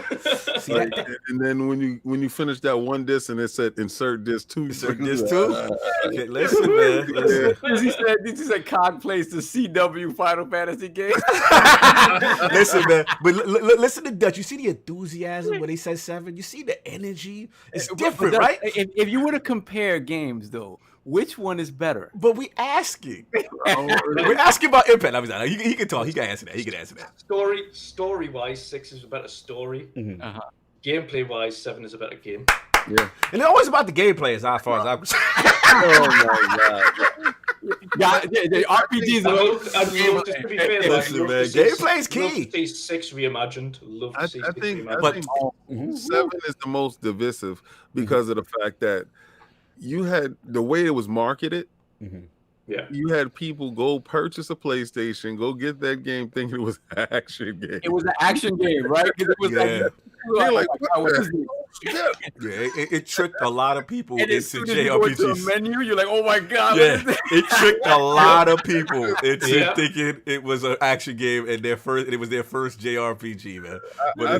I thought it had the largest impact for the reason of that's when Sony grabbed Nintendo by the neck. Yeah, and we hear. was Very aggressive move. Yeah, because to see a Square RPG on it was that, not supposed to happen. Yeah, new console, CD. I mean, it's tremendous. But yeah, that's a good one, man. Good one, Dutch. Gotta respect. You know what I'm saying? Shout out to shit. It's like I cried when the flower girl died. See, it's the impact, man. It's the impact. The errors. Everybody knows. Spoilers. Spoiler alert. Really, like if you ain't played Final Fantasy by this time, I don't know what to tell you. I'm playing the new one when it come out on Xbox. I mean, by that point, you might have part 2 and you might get out of the first city. Yeah, I know, right? Finally get out of Midgar. And then your dream might happen, and Phil might purchase Square Enix. Oh my lord, here we go. That would be a big one. Wouldn't it? That would be huge. You know how Phil do. Shut him down. Shut him down. Moving along, yo, tremendous gaming history, tremendous list, gotta respect. So we're gonna get into the show. Last week's poll results are in, and the people have spoken to the question. With the recent teardown and back compat information reveal of the PS5, what is the next most important thing you want revealed before the console drops on November? The winner of our 3-way ILP poll at 46% of the vote was the Messy Lords. I don't care. The PlayStation 5 is getting delayed until I see Digital Foundry with the console in their hands. This is, I gotta give it to King, man. His influence is crazy. Coming in at second place at 30% of the vote was I need to see the PlayStation 5 UI and what changes and features have been added, which we eventually did get. And last place at 23% of the vote was I need to see back compat contested on different games to see the performance benefits group. Shout out to all the lords who participated. Lord King, your messy lords have hijacked the polls once again. What's your thoughts? I believe it's going to be delayed. Yo, I'm not going to front though. Once I saw the user interface, I was like, okay, so they showed a little bit of things. Mm-hmm. But again, at the same time, he did it again in a state of play. Like, I'm like, you dudes are so controlling. Like, let the kids out to play. Let the kids out to play. And you don't want to let them out to play because you know they're going to be exposed to what's going on in these streets. And we're going to find out what they really know. We're going to find out. No doubt. My team, stand up. Put them bad heads in the air. Let's get it, y'all. Moving it on. So check out for the new poll that's coming at the end of the show. But we are going to move on. Lord Sov, speaking of said UI, what is going on in the world in PlayStation, man? You are up. Yeah, we finally, as Lord King said, that poll aged badly. Yes. We got a UI reveal for the PlayStation 5. So, honestly, from my point of view, I like the fact that it's very simple. I like the fact that it seems quick and snappy and speedy. So we had a lot of differing sort of opinions about it that I saw online. Where Eurogamer went as far as saying that it's probably a game changer. Other people just liking the fact that it's so simple and apparently snappy. Mm-hmm. So the biggest change that I see to the UI from what we have now on PlayStation 4 is that when you hit the PlayStation button and you go to the control panel actually pops up as what they call sort of cards, but you still stay in game. Yes. Unlike the PlayStation 4, that when you hit the PS button, it takes you back to like sort of the main menu, and then you have to go back into the game. Mm-hmm. So what happens is when you go to the control panel, these cards come up that initially it'll show you different things. It'll show you specifically for the game that you're playing, it'll show you different activities in the game that you might have a percentage of finished or you haven't gotten to yet, or you may have skipped over. And the cool part about that is that apparently you will be able to jump from place to place within that game. But let's say you finished the game and you're trying to go back to get the platinum trophy and you don't know exactly what it is you have to do. Rather than have to go and search the trophies, the activities will show you the percentage of that trophy that you've gotten, and it'll in all likelihood take you to the exact place in the game where you need to go to get it. Yeah, so that's very cool if it works in practice, right? One thing that I sort of gleaned from this is that not every game is going to be optimized for this, and it's going to be up to the developer. Up to the developer. So again, it's one of those things that it's like when you leave it up to the devs, they're going to make sure they finish their game first and foremost. So my hope is that they do integrate the stuff because it seems very cool. But at the end of the day, I think PlayStation has to do more to make sure that this user experience is controlled by them on the console side, and they do that work, because otherwise a lot of these features will just be lost. And I think realistically, it's gonna fall on first party only. I think really third party aren't gonna really implement it. It absolutely really is. So I think these features are cool. And again, the fact that they still maintain a sort of snappy UI, the fact that they separate games now from other media, and it's not all just like one long crossbar, I enjoy that as well. The fact that the PlayStation Store is integrated into the UI now, and into the system rather than a separate app, which honestly, since my PlayStation is just for exclusives, I never really saw it slow down. Right. Maybe up until now, right? Because now the whole generation's worth of exclusives are on my sort of front page, and I see it slowing down a little bit. But when you jump into the PlayStation Store, it sort of takes a minute for the stuff to populate. It's very slow. So the fact that this is going to be integrated at the console level, I think, is very cool. So I like it. It's simple. It's not trying to do too much. It's trying to sort of condense and simplify the things that they had already done with the PlayStation Pro's UI. It should get the job done. So we will see. We will see if these features become game changers, or if they just become. You mean the old school picture-in-picture? You mean the snap? The snap, Xbox snap. The snap feature. So to the snap feature, right? He had the snap feature where apparently you can watch something picture in picture. You can watch gameplay of a particular section maybe that you're having trouble with or something like that. And it's something that the Xbox had and got rid of because it was sucking too many resources from the console. So this is something that PlayStation has sort of brought back, and we'll see. Obviously, these systems should have the overhead to be able to run this stuff without issues, but we will see. But beyond that stuff, I'm just glad that they showed it. Yes, that's where dynamic scaling comes into effect. And that 4K HDR UI, because you absolutely need that. So I'll get the super chat, then we'll get Dutch. Hold on, because I was on the Let's go. I got Pixel Bit. I see him. Let me get him. Okay, I got it. Pixel Bit with the $5 super chat. I think devs will implement it as long as the achievement when created requires a location pointer. Also, good to see Sony biting Snap. Oh, messy. No. So Dutch, man. Obviously, we got a chance to see the UI reveal. PlayStation 5 finally got a glimpse. You know, what's your thoughts on it, man? How you feeling about it? It couldn't have been worse than what they've already got. Oh, damn, Dutch! Damn! Yeah, facts. It is. I despise it, and again, it's not just from a normal UI point, because I think it just looks cluttered anyway the way it's done. Much like the Xbox One used to be, very cluttered, not very snappy. Right. Things were all over the place, but from the store point of view, like you pointed out, it's. The store is shocking. It's slow, and it's a struggle to find anything. But speaking to a lot of indie devs as well, one of their key things for PlayStation Store is their indie game could drop on that store, and you would struggle to even find that. On the day of launch, you can't find their game. Yeah, visibility is always a problem. Yeah, in the bushes. They need to tidy that up so badly. They need to have a section dedicated to indie games like Xbox do. Fair enough. Was there anything that impressed you, Dutch?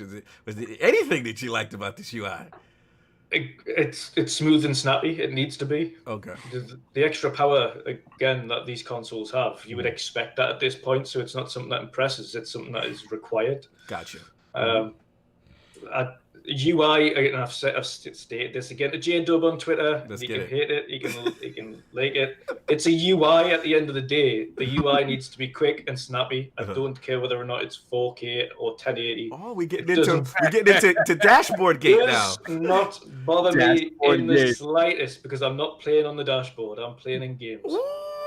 As long as that dashboard is reactive, smooth, snappy, gets us what I need to do. One could argue that those resources would be better used in games, I would say. And I've asked a few developers for this as well, and they confirmed that is the case. Oh, exclusive. Okay, all right. Dutch has spoken. Dutch feels strongly about this. Fair it can enough. be better used elsewhere. Fair enough, sir. Fair enough. Lord King, I'm very curious about your PlayStation 5 UI impressions. Well, Jen Dance Moves Ryan was definitely right. What? They do believe in generations of UI. Because I'm pretty sure the UI is not going to change on the PlayStation 4 Pro. Oh my god! All right, so okay, so this is my takeaway from it. It is about time that they caught up. It is about time. That was my biggest barrier with the PlayStation 4, and every time I turn it on, I realize why I hate it so much. When Jesus! Well, when I hit the PlayStation button, that second of pause to go into something else, and it takes me out of the experience. See, when I hit the Xbox button, it'll bring up the side menu, and I see my friends and my stuff like that. And if I want to go to the store, I go to the store and I'll pull it up and I go here and there. Then I can go right back to quick resume in my game that I'm doing right now. This is not on the Series X, S or X. This is on my Xbox One right now. So all the stuff that these dudes is like, yo, I'm telling you, man, yo, and then you saw the feature with the Snap, the stuff that we threw away. He said we've been doing that. The stuff that we practiced on and did already, they realized that it was absolutely useless. So we did away with it because it was eating up too much of the UI, and we needed to have it snappy, fast, and quick. This was epiphany for PlayStation dudes, right? So this is for the PlayStation dude that's never gonna buy an Xbox. All right, this is for the PlayStation dude. What you saw was the reason why Mark Cerny definitely wanted a super fast SSD, because he hated that PlayStation user interface as much as I did, and he went inside there and he said, yo, we got to get the best engine for our SSD that we can ever get, because I hate this. And I know he did, and you got to thank for his hate to get you that fast SSD. He didn't care about what was going on. He said, I don't care how big the fan got to be. You put that fan in there, and you get some, what we need, liquid cooling? Get the liquid. Put the liquid on the chip. Put the liquid on. Yo, you still. That's how you said it, King? How's the heat sink? Well, you need a real size sink to put the real sink on it. Just for the interface alone. And then somebody said, yo, make it 4K. Why? So what? Just put it 4K. He said why? Yo, you stupid. He said, we ain't gonna do 4K games, but we can do 4K interface. Why they gotta turn their neck to the devil like that? Yo, it's just the fact that, one, I like the fact that it was snappy. All right, I like the fact that they had little cards and little things going. Do I think over a period of time some of those features will be lost? PlayStation is notorious for trying things, and if it's not supported in some form or fashion, they drop it. Remember the controller where you was able to do all this and fly and move? And they they threw that to the bushes. Playing lair. Oh, right? Oh yeah. I believe that DualSense controller, if it gets too much hate, it's going to revert into a DualShock 4 or 5 or whatever the hell later, down the road. Are you implying that they invent gimmicky things? Yes, to get you in, to rope you into the console. And I believe that, that snap feature will be there if a developer supports it. If they notice that it's not. And it's a good thing, because that can take them away from, take the views away from YouTube. Because a lot of times I see what this generation does. If they get stuck in a game, they go right to YouTube. They have no grit to work it out. Sony knows this, and Sony can use that traffic. Now, what I don't like is, talk to me. You must be a subscriber of PlayStation Plus. Now, that's a good thing, and that's a bad thing.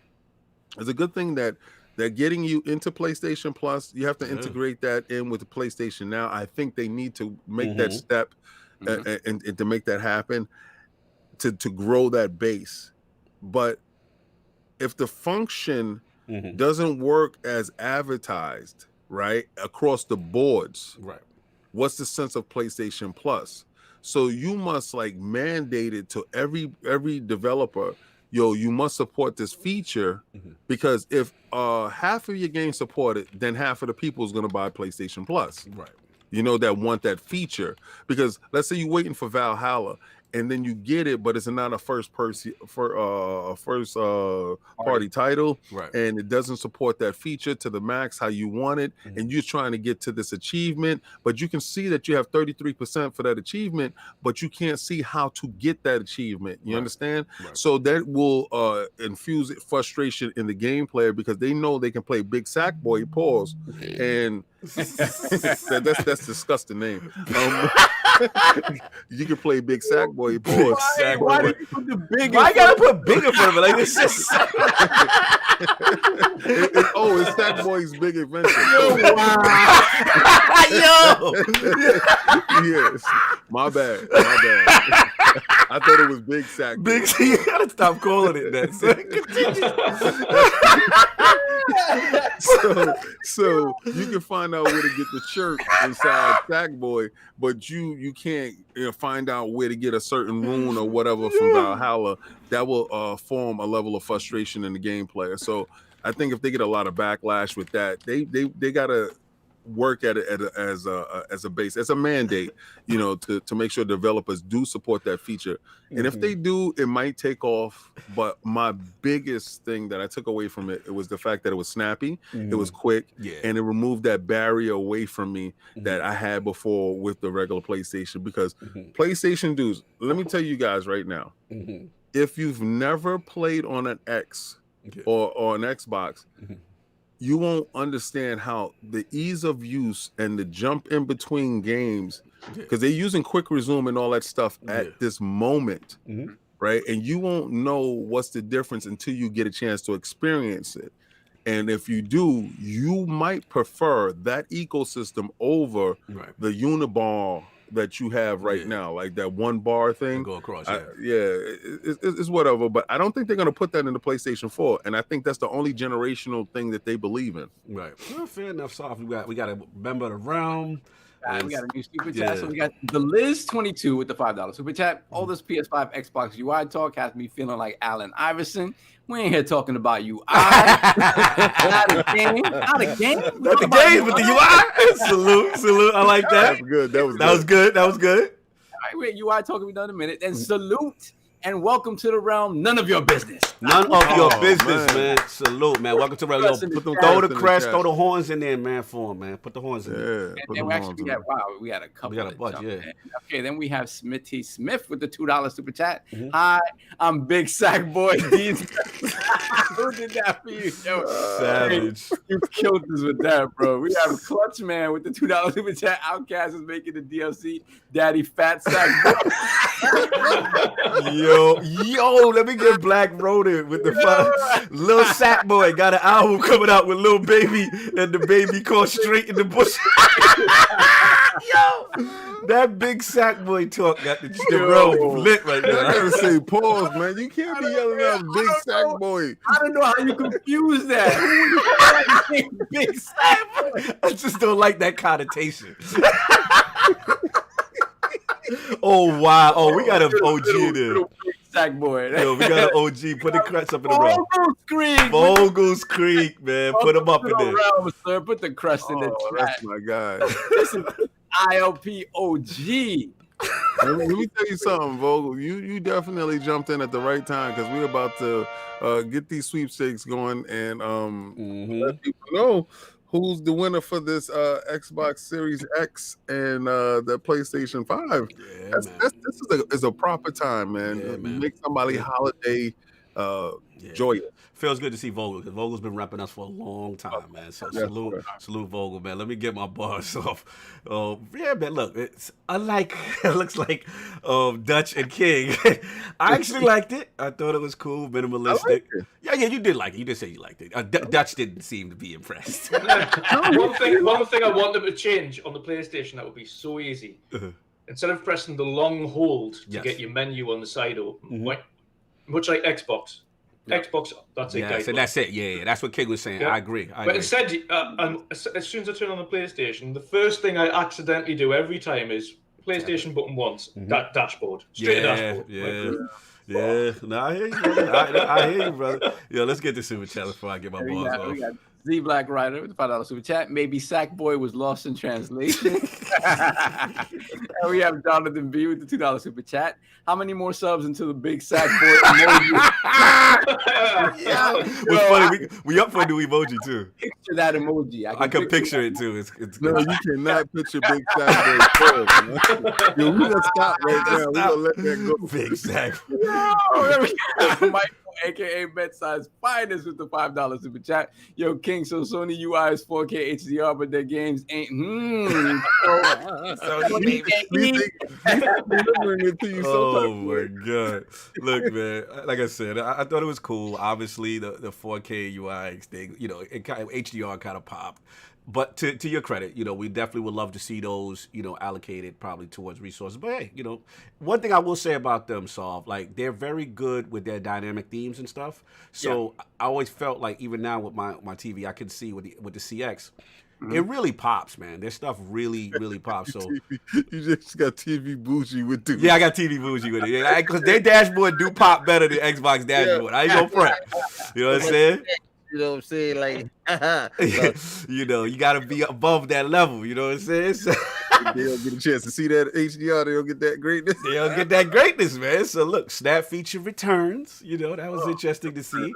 You know, I definitely missed that feature from Xbox. I actually used to use it a lot. You know, with achievements and certain other little things, tips and tricks, and then even the video apps. I used to like that the video apps, you could do that with that. Shout out to the old VCR Xbox One that was doing that. You know what I'm saying? Yep. But yeah, I don't know how I feel about the card system. I'm gonna be honest. I like that it's very, like, as far as resource, it comes up quick and stuff. But I kind of feel Solve is very spoilery. Yo, like, did you notice how they hit the loading time with the SSD? What, would they fast forward? Yeah, that's right. Apparently, they were talking about that they have certain things you can, again, this would be on a developer to developer basis, but it's something where the developer can program and say, look, this is going to jump you to a place that is spoilery, right? And for whatever reason, somehow they're able to tell you that. But again, that's one of those things. Like, if you're looking for tips and tricks in a sort of bespoke sort of UI program and not doing it on your own, just going on YouTube, you don't know what sort of how they program that. Right. It's up to the developer. It's up to the developer. Yeah, no doubt. I mean, I guess what I worry about is, like, okay, I'm coming from a, you know, multiplayer or a competitive thing, like, because obviously they got the thing with the Snap, and then they got the thing where you can watch your man playing. Like, I don't want to be playing COD and I could your man looking at somebody else's screen, yo, they over there, and like that better not be implemented. When I originally saw it, before they went into detail about what it was, I immediately thought to Stadia. I was like, are they trying to do the Stadia where you can you can go to a part in the game and then give it off to somebody, or you know? So you know, again, I don't think. If you don't have cloud computing behind that, you can't really do that. It's very difficult to do. But yeah, I mean, it's like I said, it's one of those things that as a new thing is like, oh wow, but it remains to be seen if at the end of the generation we're looking at that as something that's just the norm now, right? Or if it's something that just fell to the wayside. Yeah, I mean, and back to, like I said, you know, the whole thing with that, it's going to be up to the developer how they implement it. I just don't want too much spoilery. I don't want nobody seeing somebody else's gameplay while you in a multiplayer match fighting against some team and they all looking at each other's screen and they talk about, yo, he over there. That, I know it's probably not, that's not, I'm being exaggerating, but I'm just saying, like, imagine if it lets you jump to a part in the game you haven't gotten to yet. Like, like, crazy. I don't want to see none of that. So, I mean, again, that's that. Back to the 4K joint, I agree wholeheartedly with Dutch, though. You know, Xbox One X had 4K UI dashboard, but they rolled it back to 1080p. And I'm all about the developers getting the extra resources. That, to me, is more important. We're not living in the UI.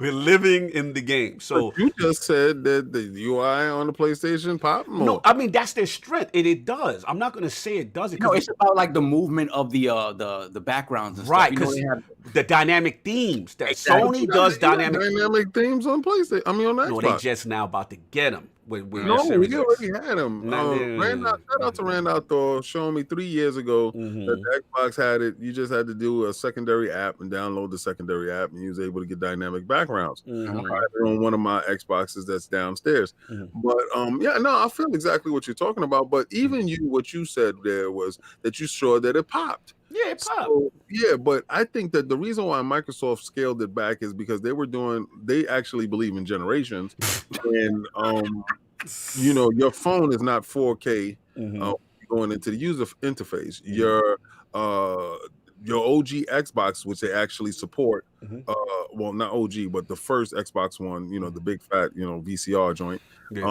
that is not doing 4K interface. So I believe that they're supporting that across the boards, and they're using that unilaterally to make sure that all that stuff works. Whereas PlayStation, this is really their joint. They really separating the interfaces because the card system won't be available on your PlayStation 4. So all these features and stuff that they're doing here, this is where they're supporting generations. This is where Jim Dance Moves Ryan words are factual, and it's more of a jump. I agree. You won't be able to partake over here, and over here you would. But I heard what you said when you said that their joint is more visually pleasing for your 4K television. And do you think that direction is better for them? I mean, I think it fits with their ecosystem. Like, they're all about the exclusives, the dynamic themes, the presentation. When I get Ghost of Tsushima, like, that dynamic theme pops, the joints moving, the cherry blossoms is going, the music, like they're all about promoting that. So it really fits with them, like almost like a movie presentation, that it's the highest quality in that dashboard. You know what I'm saying? I think Sony fans appreciate that, you know what I'm saying? Whereas for us, again, I'm not knocking, because I from what I hear, that Series X stuff is to be determined. They're not locking themselves down to the 1080p. But if it was up to me, I would say, don't get caught up in that. Leave the resources for the games and give that a resource allotment to the developer, because at the end of the day, I'd rather the games perform way better. You know what I'm saying? And I will say this, I feel that the UI on the PlayStation 5 probably with a best example of the SSD, with the multitasking and the going back and forth and the party and stuff like that. So, look, at the end of the day, I thought it was cool, good interaction and stuff like that. My only thing that they haven't answered, and King, I got to get at them. One thing I hate about PlayStation's dashboard and their UI is they got to talk about the installing and the patching. Because I don't want to see that downloading, then installing.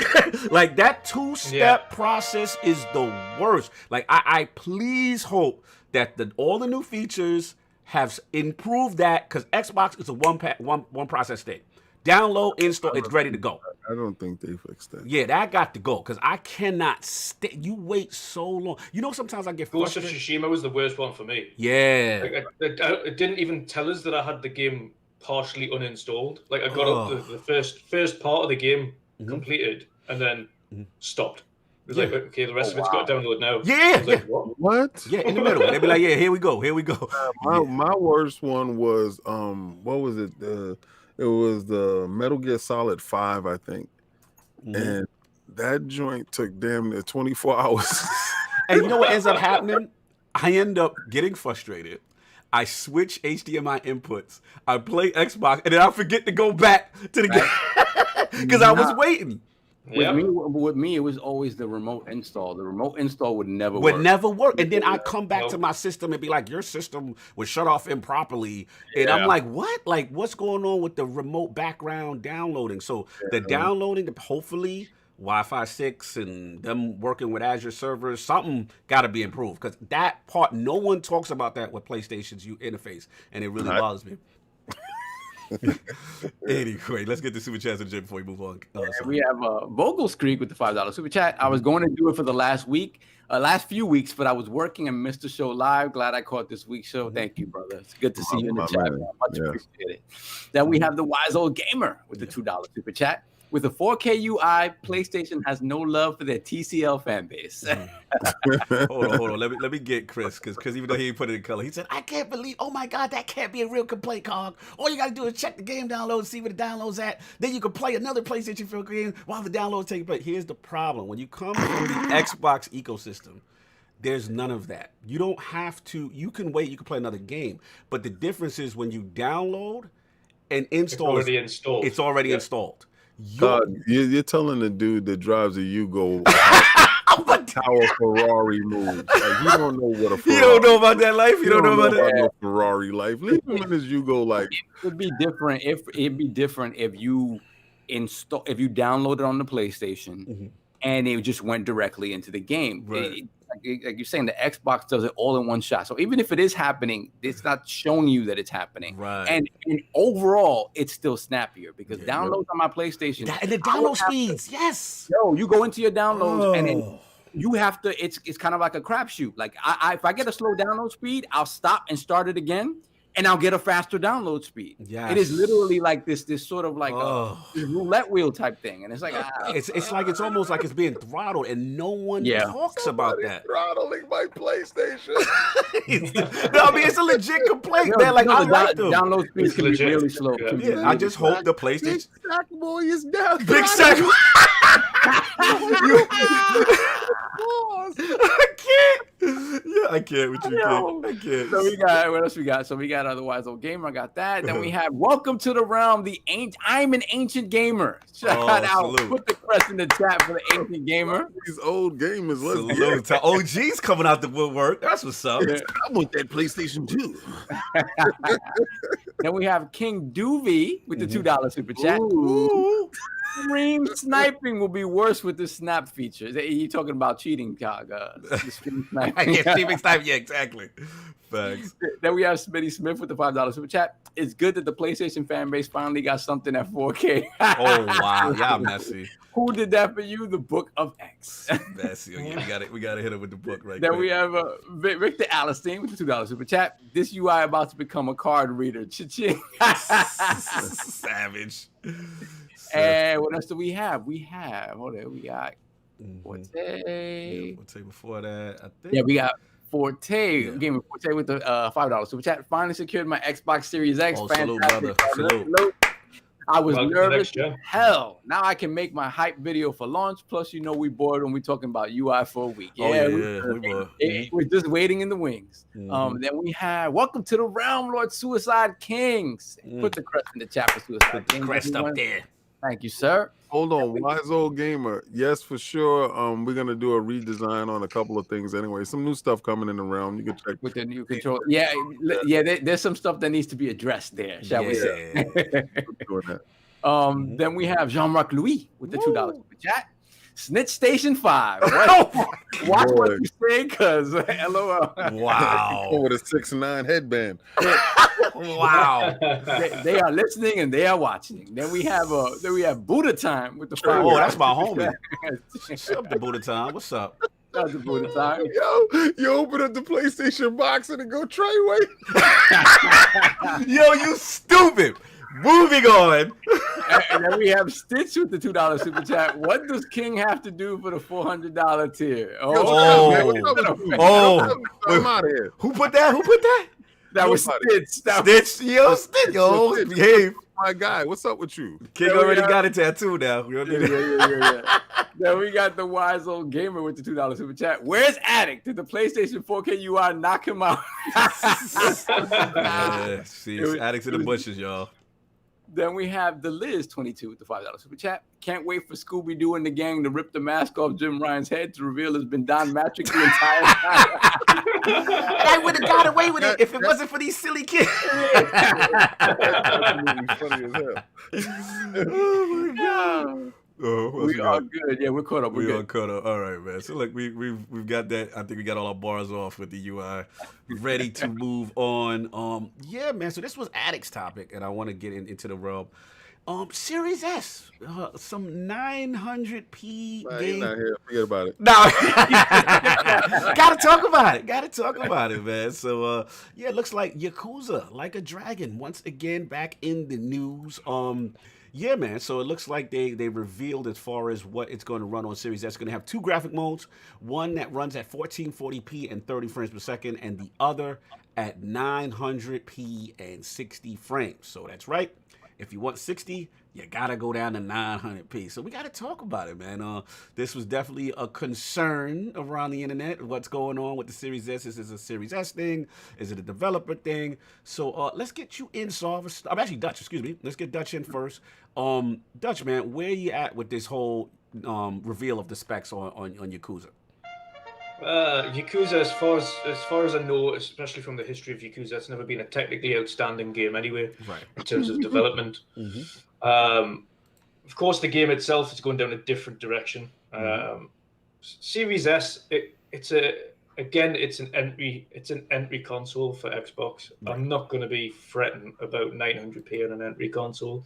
If it's 60 frames a second, again, it has its own upscaling, so it won't look horrific. But it is what it is. It's partly developer, partly console.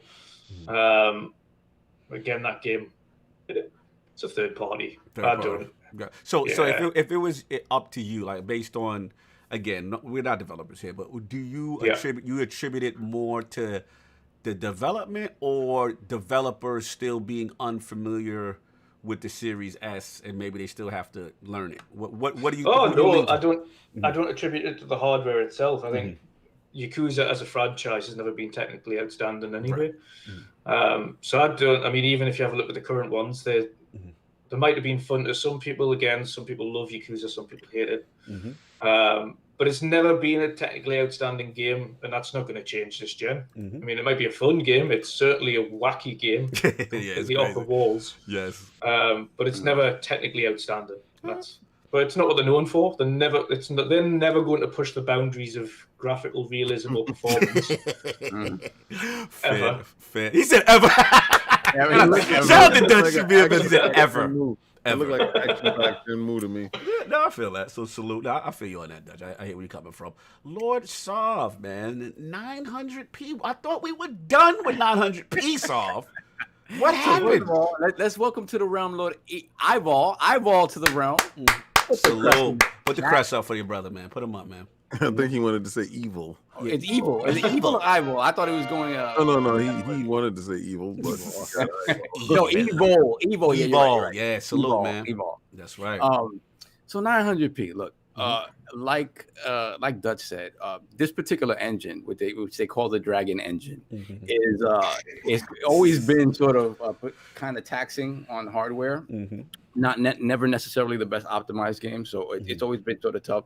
So when you're looking at a third-party game that's being put on, multiple SKUs, and you do have to think about, the limitations of the Series S, as Phil Spencer did say, like, listen, I realize it's not like a cut and paste thing. You do have to do the work to address both SKUs. So it's work that needs to be done. And, at the launch of the console, we saw this at the launch of this past generation, that you saw certain games that you knew could run at 1080p, but they just weren't optimized for that, whether the games are coming in really hot or whatever the case may be. Because if you look in comparison, there's certain games that run at even higher than the 1440p that the Series S is touting. Particularly, we're talking about the Falconeer that runs at 1800p 60 frames per second on the Series S. So it's developer to developer, and I just don't think the extra work that they would need to put in to get it there at a higher resolution doesn't make sense for getting it out at this point in less than a month.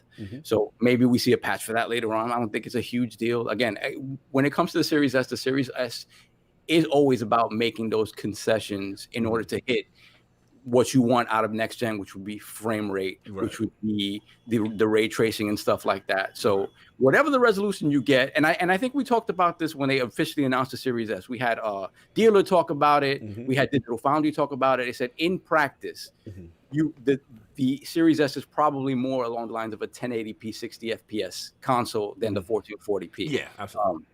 So I think that's what it is, and don't fret. If you want to see it higher, then get a Series X. Like, it is what it is. Wow. It is what it is. I mean, but if you're still going to get, in the games to support ray tracing, the games to support all that stuff, you'll get those features with the Series S. So I think the value is still there. I don't think it diminishes value at all. No doubt. Nope. Lord King, I thought we were done, man. 900p. What happened? I mean, that's not something I ever want to address. But I mean, Yo, you got real presidential. You got real presidential, That's not something I ever want to talk about. the fact Profit of Xbox. What's going on, man? I thought it was 1440, 120 hertz every game. The fact that you're bringing up these inconsistencies, I mean, I have to address them in the proper manner. And I will say, this is not final code. Until final code is released, then we can actually talk about it. But it indicates that it is the only people talking about resolution is the people that have TVs that can't even support that resolution as well. So the fact that the TCL life is definitely prevalent inside society, and the toxicity that is on Twitter is talking about this 900p. Shame on you. Shame on you. We blaming the base though. That's what we do. But what I'm gonna say is this, right? The game looked like Shenmue. Just looked like Shenmue 2020. And I'm not gonna lie and say that I'm not excited that the game is launching on the Xbox platform. Yeah, because it's a traditionally Asian market game, centered on a PlayStation platform. So the fact that this is over here, I don't care if it's at 720p. I wasn't getting that version anyway, but I'm just saying that it is a coup for Microsoft to even be mentioned with a lot of these games. Yes, I do like. So, I like them having Yakuza at launch, exclusive too. Absolutely. So I'm gonna say this: if anyone has an issue with the 900p, don't buy an S. Just don't buy an S. And then when the game is playing on your Xbox, you know, then you can play it at the highest resolution if it's in performance mode. Because I heard it had a couple of other modes. So whenever that game does come out, and hold Sega's feet to the fire, tell them to change the engine. Why are they not using Unreal Engine? I think Unreal Engine will be a whole lot better for that company. But a lot of times they don't want to pay the royalty fees. And I think right now, Unreal is doing something really nice. Sega, if your game sells more than 1 million, then you can start paying. Obviously, before then, I don't think it's going to sell 1 million anyway, so you won't pay anything. So I'm just saying, Sega, go to the Unreal Engine, cut the crap out. You know, stop trying to make proprietary engines just to be difficult for no damn reason. You know, 900p in this day and age, shame on you, Sega. Oh, I gotta say this. The one thing that I forgot about and that we haven't talked about a lot. I think when we talk about, you know, we laugh when we say things like secret sauce and things like that. But DLSS 2.0, yes, sir, is probably the biggest game changer when it comes to these consoles. Sort of being able to come close to PC performance, because you can run these games at actual super low resolutions, and the super sampling will eventually get it to a point where it's almost indiscernible from true 4K. So obviously that's probably not going to be the case at launch. But as we get a year in, 2 years in, we're going to start seeing these features really affect games. And I guarantee you're going to see games that, you know, the dev is going to be like, I'd rather give you this game at true 900p and use DLSS to upscale it, and you won't be able to tell the difference. But then I have all that extra overhead for performance. No doubt. Christopher Hart, you said something about the game and the performance on the Xbox Series X. Worry about the performance on your PlayStation. Because it's the weaker console. So, King, are you implying that people should be poking fun? I'm implying that he need to get this part into his head. Whatever performance issues the Series X has, not the S, your PlayStation will perform worse. So you don't have power. Those days are done. Okay, it's over now. Worry about how fast you worry about taking your PlayStation and ripping the wings off and leaving it butt naked in the corner. Worry about that. I'm done. I'm done. You gotta get your song. You finished before I get the super chat. Yeah, I'm done. I just think we haven't talked enough about that super sampling. And that's going to be huge for games on both consoles across the board. Facts. We got some super chat though. We got catch up on? We have Mike Askew Jr. here with the $2 super chat is Avengers: The Milky Way of Gaming. Oh my God, they still with the candy bar talk. Y'all gonna stop that Milky Way slander. Oh, then we have Black Ronin also with the $5 super chat. Next gen games should take better advantage of Series S X because of the velocity arc. There we go, velocity architecture as well. All right, so we caught up. Yeah, we're caught. All right, no doubt. So look, man, It's not like this. not like hold on. We got one more from Forte. Forte. Hold on, $5 super chat from Gaming Forte. Series S running Yakuza at 900p. So who cares? You really want more performance? The S is for you. People that buy an S are in the TCL. Wow. Damn, Forte. Damn it. Forte be a messy. Forte gets that X in pocket. That's it, baby. No more cheap talk. Oh Lord, get well me. Oh Lord. no. Oh no. Oh no. Yo, will no. me. Yo, will me. Will Yo, me. will me. Yo, will me. Hold on. What did he do? You trying not to have me on Gaming Beyond the Box ever again. What did Will me do? Check the Will emails. Hood with the $20 super chat. Had to do it. Will be the best $400 I spent today. Was that not removed? Oh Lord, I'm checking. I don't see the notification. Oh yes, he did. Oh yes, he did. Oh Lord, he did it. Yeah, $400. Yeah. Yeah. The Patreon tier. Solve. What is that tier, sir? We're gonna have to. The one hot chip challenge. The one hot chip challenge. Oh, how did King? You decide. I don't want you dying on stream. I gotta do the one hot chip challenge. Oh my God. Nah, man. I don't know. No, it's gonna be on a live stream for only the for only the Patreon and subscribers, and I gotta do a one hot chip challenge. Now let me tell you something. We got 400 and Supposed to get rid of Alex said I wanted to get rid of it yeah, immediately. well he didn't do it, and now they can't hear it. So, I got at it. They're trying to Thank you kill so my much, Alex. boy. Well, we got how many people is in the chat? We got 400 Hit those likes. people. Let me first hit those likes. Hit that Second, like, hit that subscribe. Second, let me tell you something. Just like my nipple, you won't see my nipple. You won't see me choke and die, unless you're a member of the Patreon or a member of the realm. So everybody is sitting there laughing and kiki and ha and all this other stuff right now because Wilmy Hill is trying to kill me. All right, I got you. Devo is back. Oh my God. God. Yet So another tier shattered.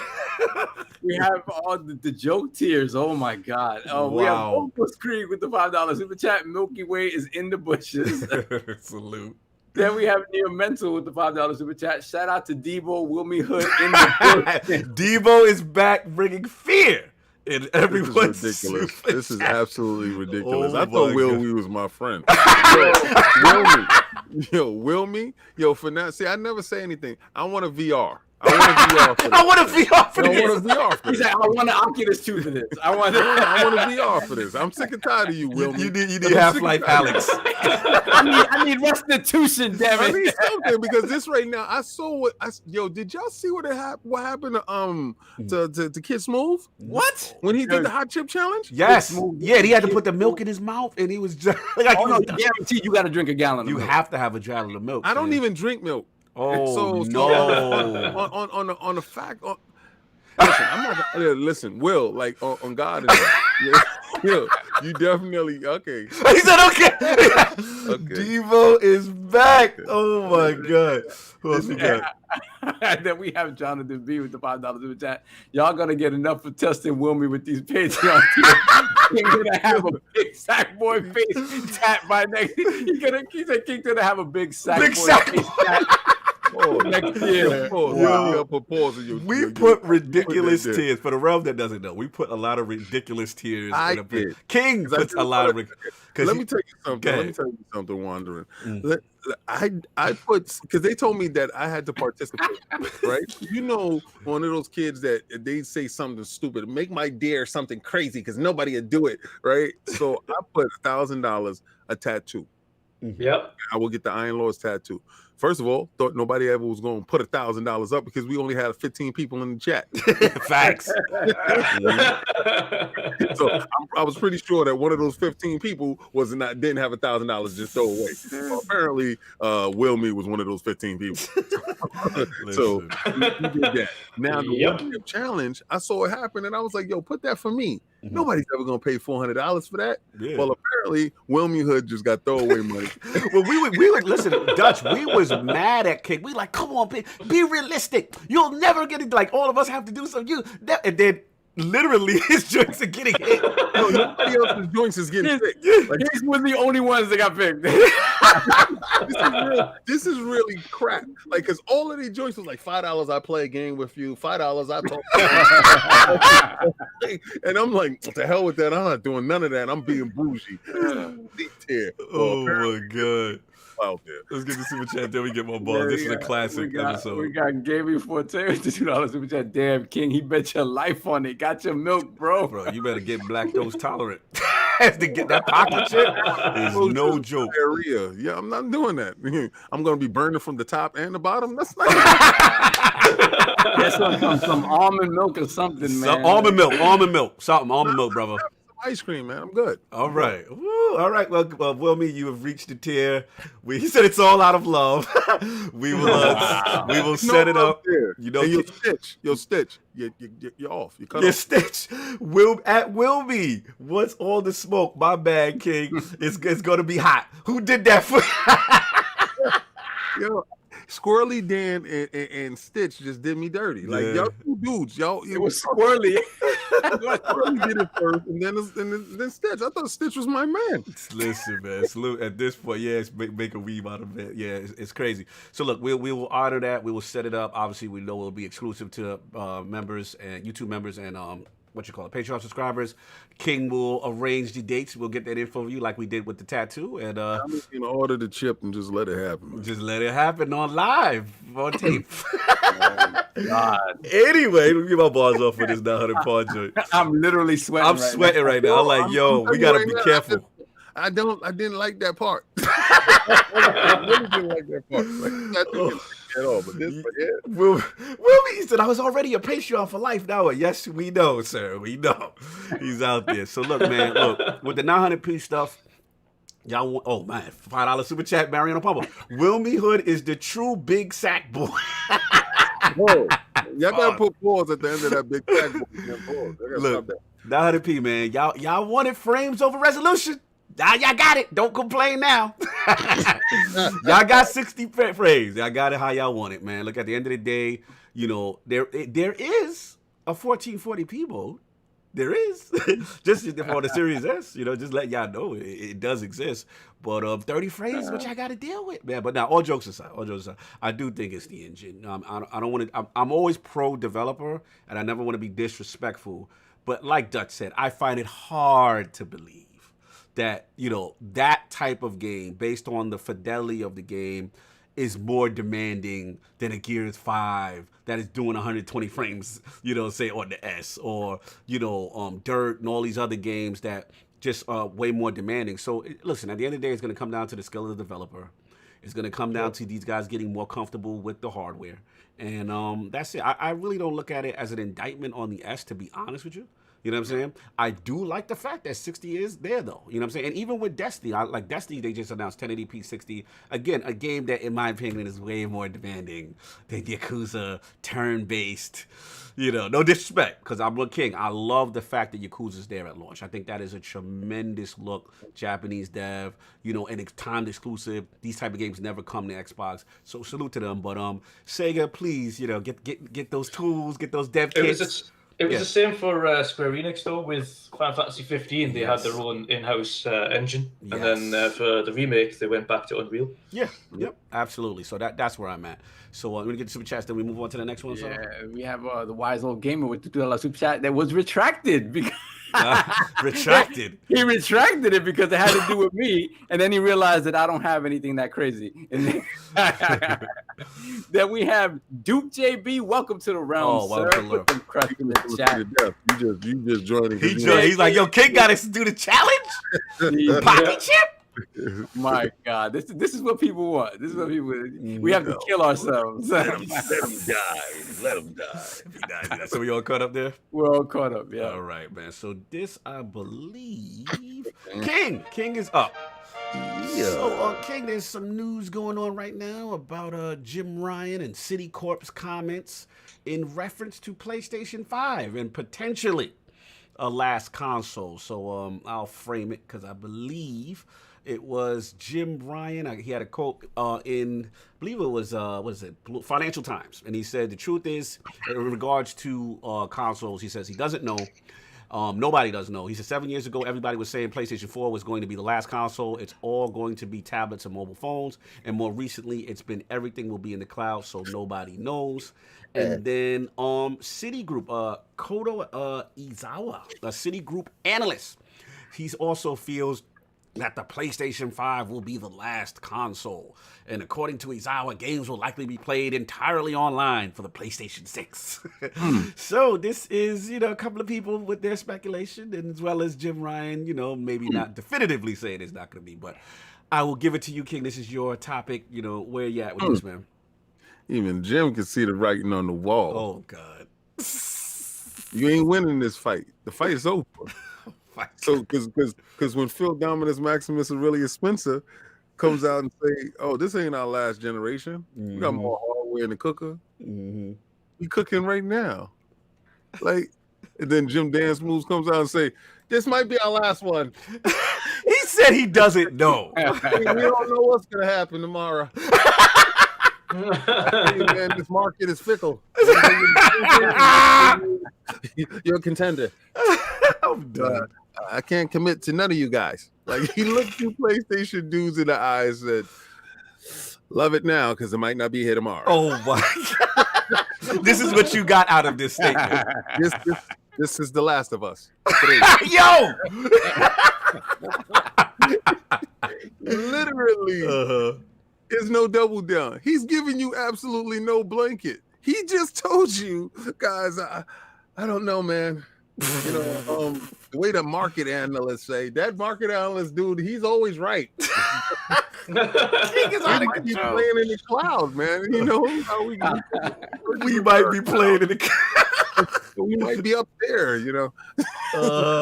no more physical. Savage. It's sad to see that this dude is non-committal on anything. He has no ground to stand on. Like, the only thing I hear from him is we will make quality games. They've been doing that before you. What do you stand for? You stand for generations. Oh, no, you don't. You stand for making consoles that everybody can believe in. No, you don't. So what do you really believe in? I think this is concerning when the generation didn't even start and your man said this might be the last one. He did not say it's going to be the last one. He said he doesn't know. He's not sure. That's saying that I don't know if this is the last one. I mean, you want me to use his words? I'm not sure. We'll be around for you later. Literally, that doesn't instill confidence in the fan base, especially when you're competitor. Well, you are competitor to him because Microsoft don't see you as a competitor. Oh my God! But when you view the big dog and you like, we aspire to be like them, and they're working hard on research and development in the new console, but we're not. Like. That scares the hell out of me. That scares the hell out of me simply because you don't know what effort you're going to put forward to push for the next PlayStation 6. Without the success of the PlayStation 4, there wouldn't be a PlayStation 5. You sold 120 million, I say 130 million consoles, and that was all due to the fan base. All right, whatever you did in marketing to get it to that number, even if it's not the hardcore all the way through, they supported you. So this is like a backhanded slap before the console generation even starts. You tell them, yo, we are in research and development. That could have been a blanket statement. That doesn't mean that it is we research in cloud or we research in hardware. You just say we in research and development for the next console.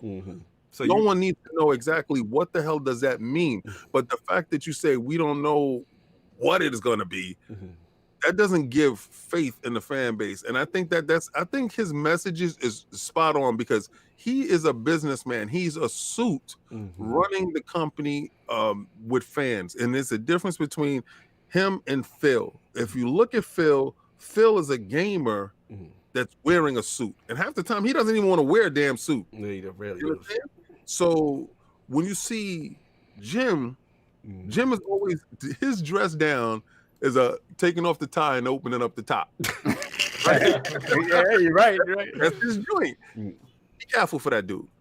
Because that dude is always going to do what corporate says because he can always throw his tie on and run inside the room.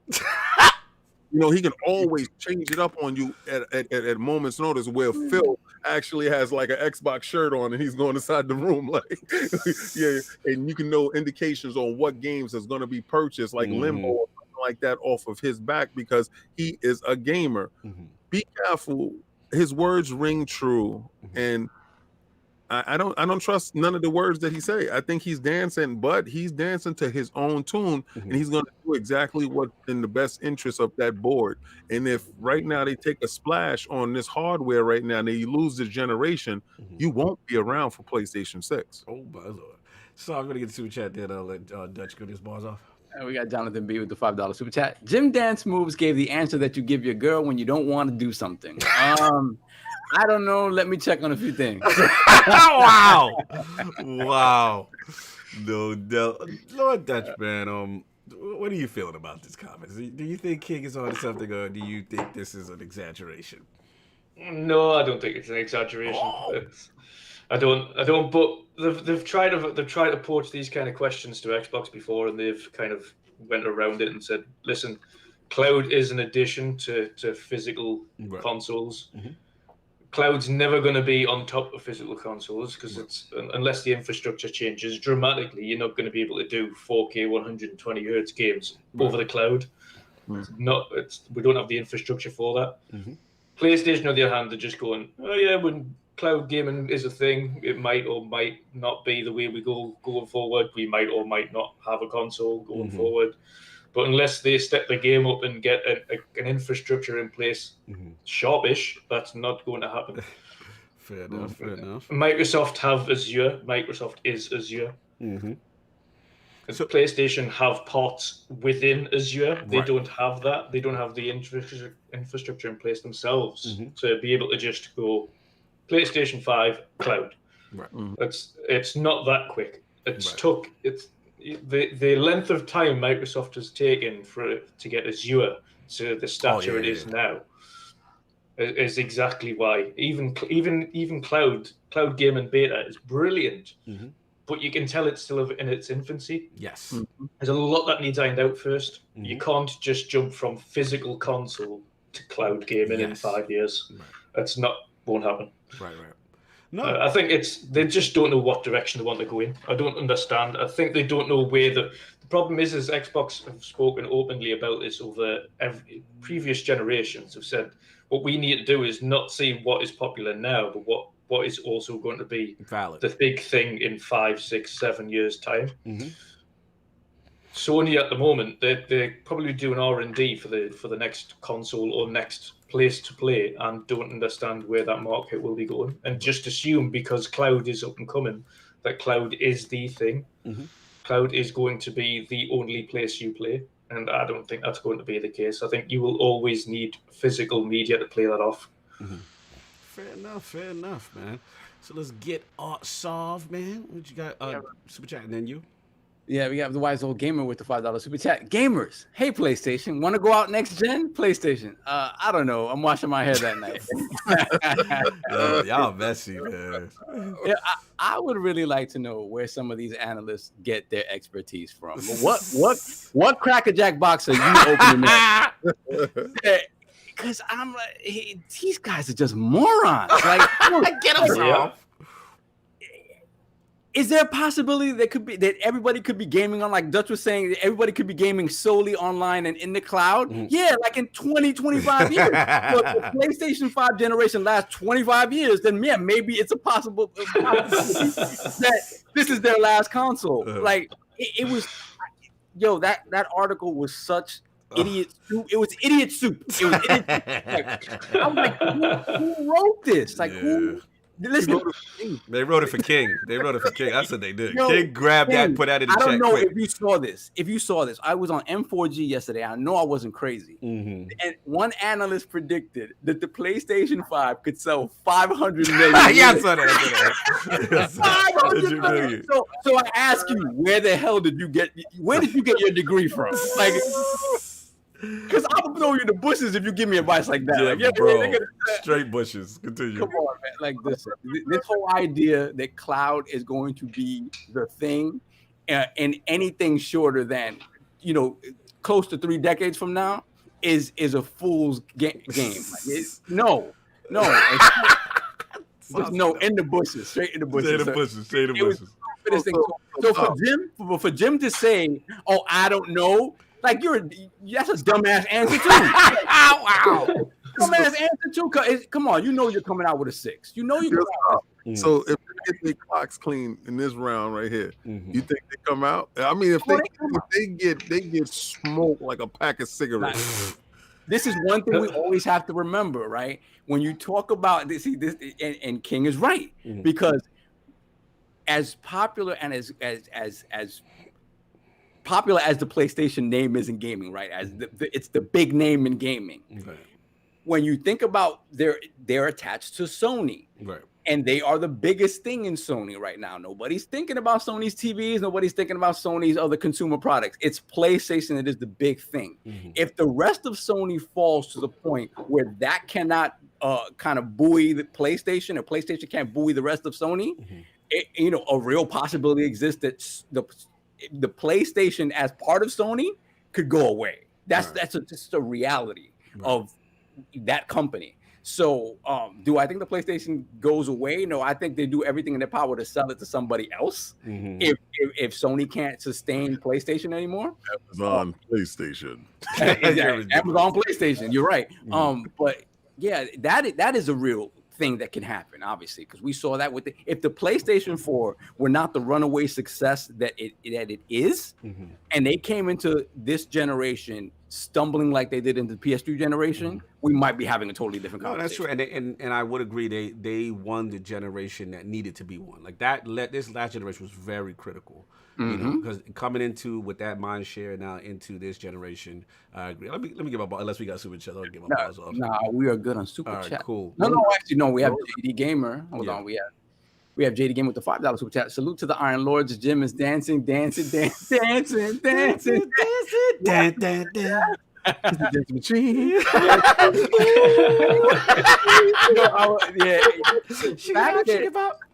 The fact that he did not give a clear answer, it's baffling to me. Like, it's just like, really, this is not truth. Like, all right, but stop. Y'all being extra today. Look, let me jump in.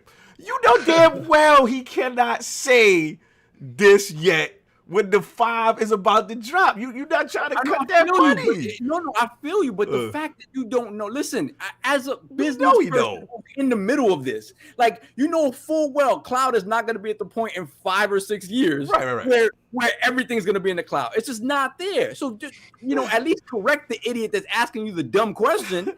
And it just didn't make any sense. Brother, corporate speak 101. Come on, brother. You know how the game is played. We cannot tell these guys that are about to buy our new system, just like we couldn't tell them it was coming to PlayStation 4 to the last minute.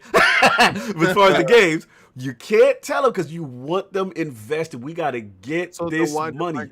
But think about it, Cog. Think about it, Cog. Who in their right mind is going to be like, oh, he's talked about a PlayStation 6 that could come out in 7 years. I'm going to wait. You're right, but it's just PR 101. You know what I'm saying? Yeah. You're trying to sell the new joint. You can't talk about that. You know what it is? This is where we get used to Microsoft's transparency. And sometimes Microsoft is true transparent for their own good.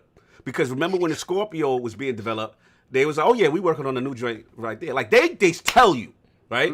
Off rip. And we are so used to that level of transparency. Yeah. You know what I'm saying? But at the end of the day, you know what I'm saying? Like some casuals, shout out to Fuzzy, like in the chat, some casuals here, they're like, oh, they're making another one, so I might as well wait for the next one because wait a decade. yeah, you know, some casuals, if they hear certain things, you know, they want to know that their purchase is the definitive purchase, and you know that's why he got to create the smoking. He was talking to the frugal gamer. To you frugal gamers out there that's getting pinching. I love what you assess out of these things. I love what you gather out of these quotes. It's amazing to me. He said it. Look, man, he is dancing. He's dancing. There's no question. This is corporate marketing dancing 101. Listen, we all know right now the infrastructure for stuff is still being built. Countries are still, you know, I just got 5G just now. You know what I'm saying? It's still not even always up to stuff. You know, look, at the end of the day, you know, I will agree with him. We don't know how the industry is going to go. You know what I'm saying? But I do agree with you, Sav.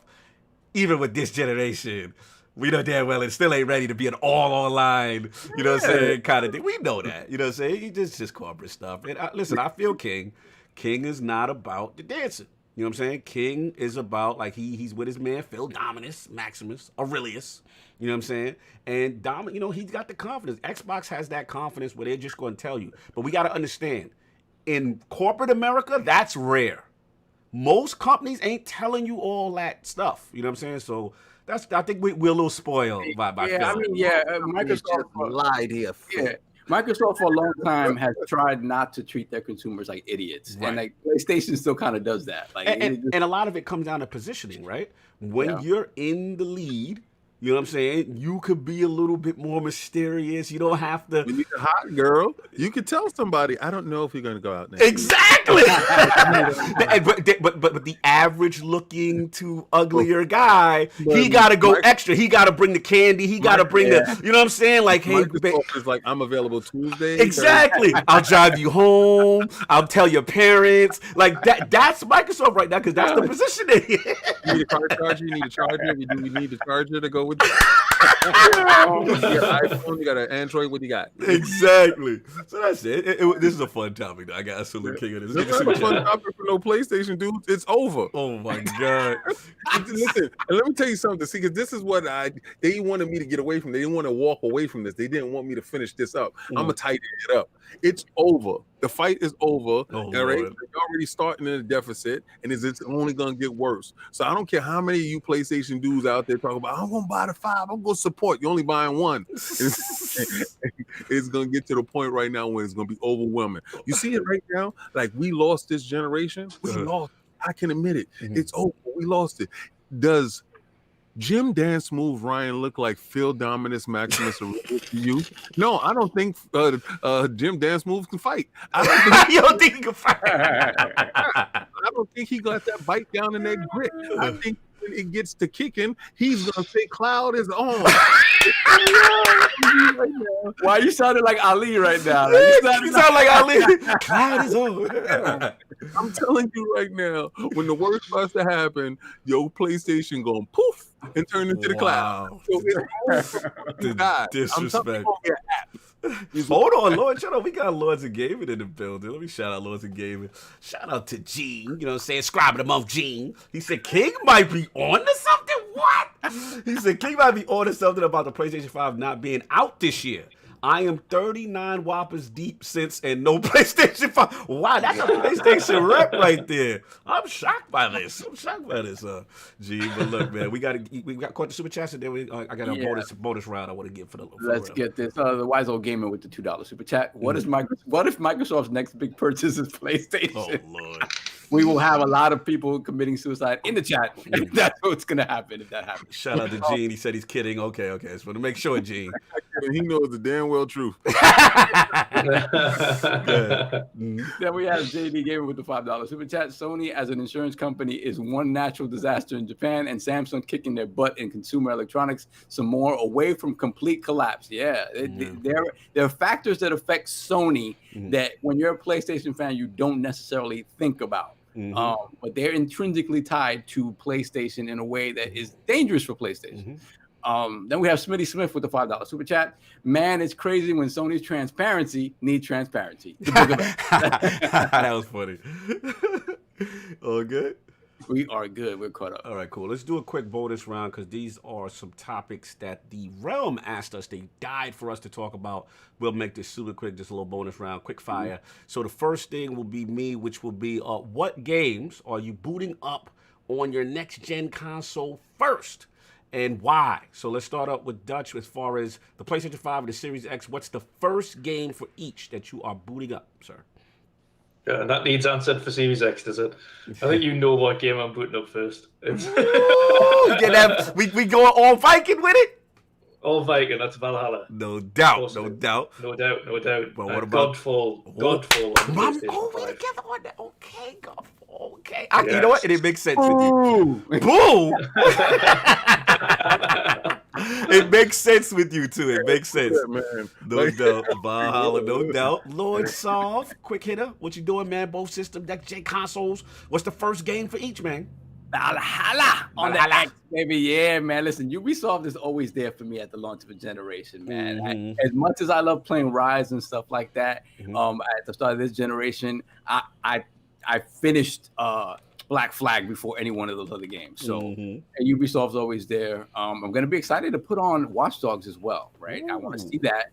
And for a smaller game, the Falconeer. So we don't have the medium yet, but I want to see the Falconeer. For those of you OG Xbox guys who played, God, why can't I remember the shooting flying game from OG Xbox now that I love? Crimson, whatever. Crimson Skies. Yeah. Crimson Skies. The Falconeer looks absolutely fantastic and beautiful, so I want to see that. And then on PlayStation, what you doing?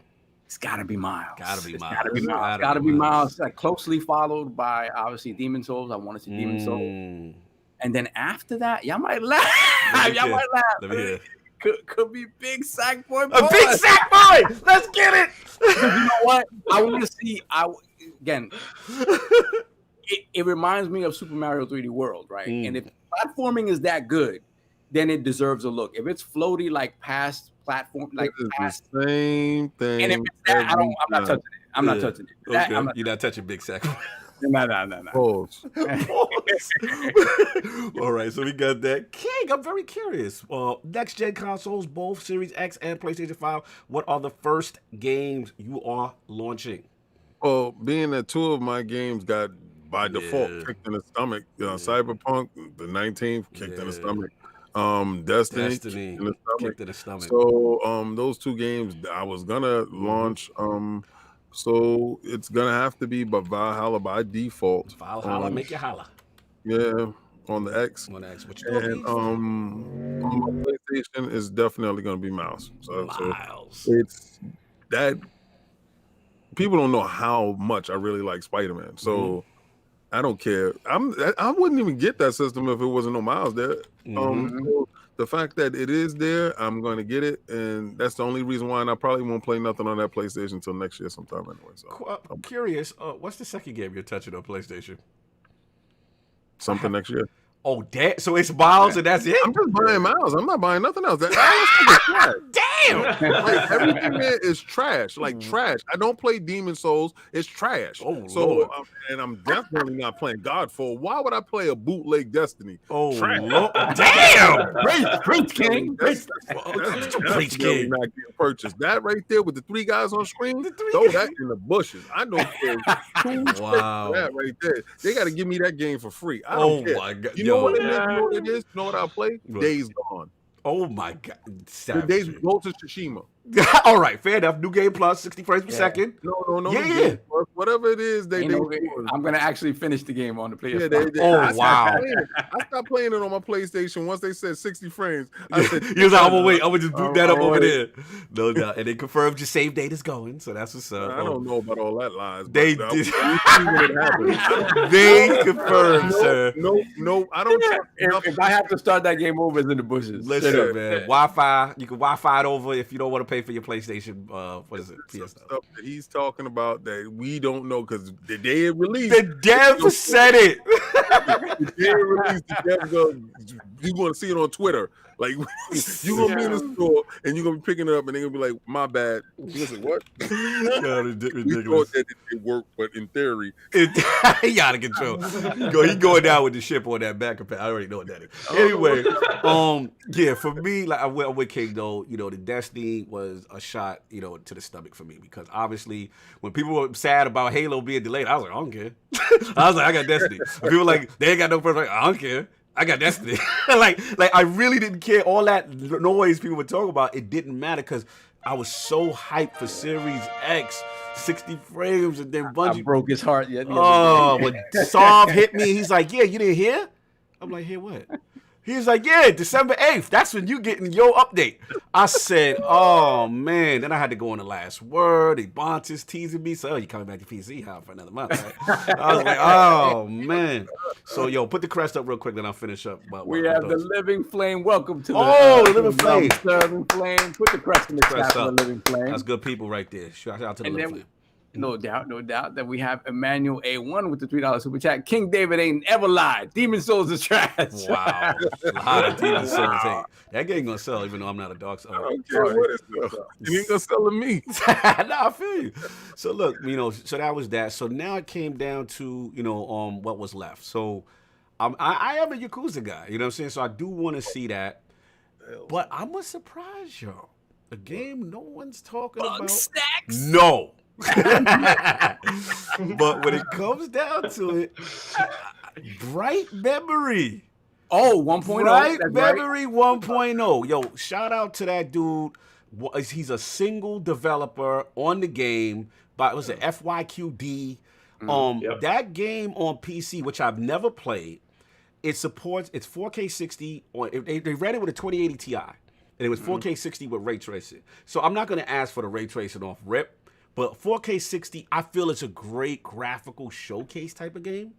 And I want to get into it. I've heard good things about it. Yes, I heard it's short. It's the first episode. We know Infinite. Because I don't care what nobody say.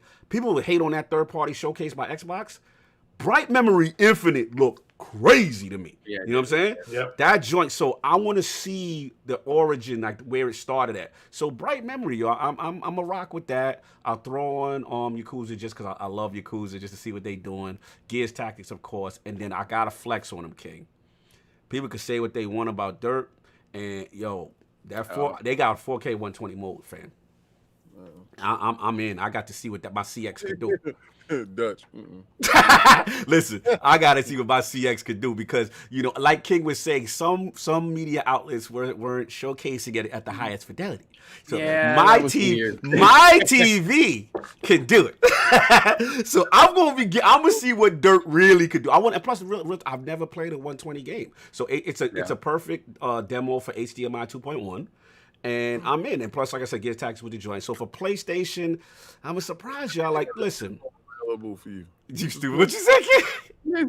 If they got demos that day, just play the demo, man. Bruh, nobody got no 120 frames demo. Yeah, they might just they ain't got no 120 frame, bruh. I'm getting that Dirt, son. We in there. I'm in there, son. Bright Memory. I'm doing it. Game that you just put on, you never get past the start menu. Yo, check it out. Nah. Yo, shout out to Dealer. He's got a good video out on it. Shout out to Digital Foundry, who really broke it down. You know what I'm saying? It looked good. When I was watching the 4K version on YouTube, I was like, I don't know what people talk about. The terrain, the mud, all that joint looked fire. Playing Outrun. Everything looked good. Listen, shout out to Wilmy. Yes, I'm Dirt, son. They sleeping on Dirt. Anyway, PlayStation 5, of course, you know what I'm saying, Miles. But I think I'm with Dutch, man. Godfall first, man. I think I might get that Godfall. It's something that you know what it is? I was hot and cold with it. But then when I saw the narrative trailer, that kind of got me. If they got a story like that all throughout, just look at King sucking his teeth. I'm definitely in there, man. So yeah, I'm not listening to nothing you saying. That's hot trash. That's game fodder. Lord's game fodder. Just like that destruction. You don't hear nobody talk about Destruction the Derby Part 4, whatever the hell that thing is, and you doing black flips into the arena. Ooh, like nobody talk about the game. Nobody talk about that. But again, that's one of those little bargain bin games. You throw that in. What we got for launch? Those no. Godfall is one of those for you. You know, listen, man. I got to see what the swords do. Down the road. Anyway, so that's that. And last question that the run wanted us to ask again, quick fire, real quick. Phil, seemingly confirming, you know what I'm saying, as far as the ZeniMax Studios acquisition. He had an interview with Steven Tatella for Kotaku. So I don't know if you guys caught that, but Dutch, man, what do you think? Do you think this is official now that these games will be exclusive to PlayStation? I mean, Xbox, not PlayStation. Xbox. Quite the opposite. Yes. It's always official. They just can't say it until the pen's dry. Mm-hmm. But no, the wording, it was actually following the part where we asked him. Yes, the wording was a little bit more in depth after that. Yes. There was an old quote that he was referenced again, stating, "What about Xbox One first party games going to other platforms in the future? Is it still a case of kind of that won't happen following Ori 2?" And he simply stated Ori 2 was always a second party, and it's actually being published by Take-Two on the Switch. Yes. That was by the developer's request. It isn't first party, so we accepted that request.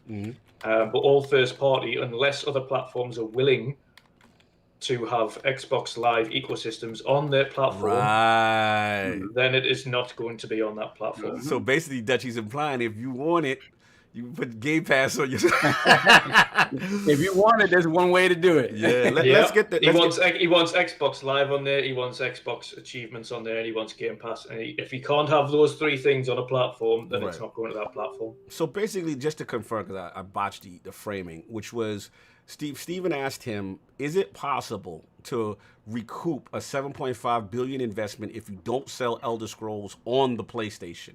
And Phil's answer was yes. We don't need to recoup, basically. And then he kind of doubled down. He said, look, the deal was not, he said the intention of the deal was not to take games away from another player base like that. Nowhere in the documentation that we put together was how do we keep other players from playing these games. But he says, I'll also say in the model, I'm just answering directly to the question that you had. When I think about where people are going to be playing and the number of devices that we had, and we have xCloud, PC, Game Pass, and our console base, I don't have to go ship those games on any other platform other than the platforms that we support in order to kind of make that deal work for us. So in my opinion, Dutch, I agree with you. That is pretty much plain as day. You know what I'm saying? Yeah. However, you know what I'm saying? I do agree that the reason why people are like, well, why wasn't he just say it outright? Like you said, Dutch, I think you said it good. The ink is still drying. They have to wait for all things. I think February is when it actually gets done up. So it's going to go through the official legalities of being signed off by all the finance. I mean, $7.5 billion is a lot of money that has to be cross-referenced. Absolutely. It's not just going to the shop and buying a game. Not that simple. So, Solving King? Yeah, I mean, listen, when we first talked about this, we said it. There's no chance in hell this is happening. You don't spend $7.5 billion to put it on the opposing platform. As we've talked a lot over the past couple of years about how do you devalue your properties. You want to devalue those properties, you put them on PlayStation, because what happens is at that point you look weak. Right. You look like you made a mistake and you spent too much money and you don't know how to get it.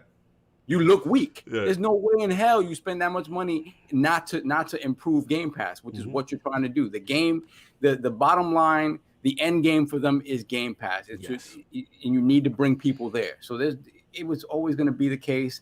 I understand the two things you guys said specifically are exactly on the money.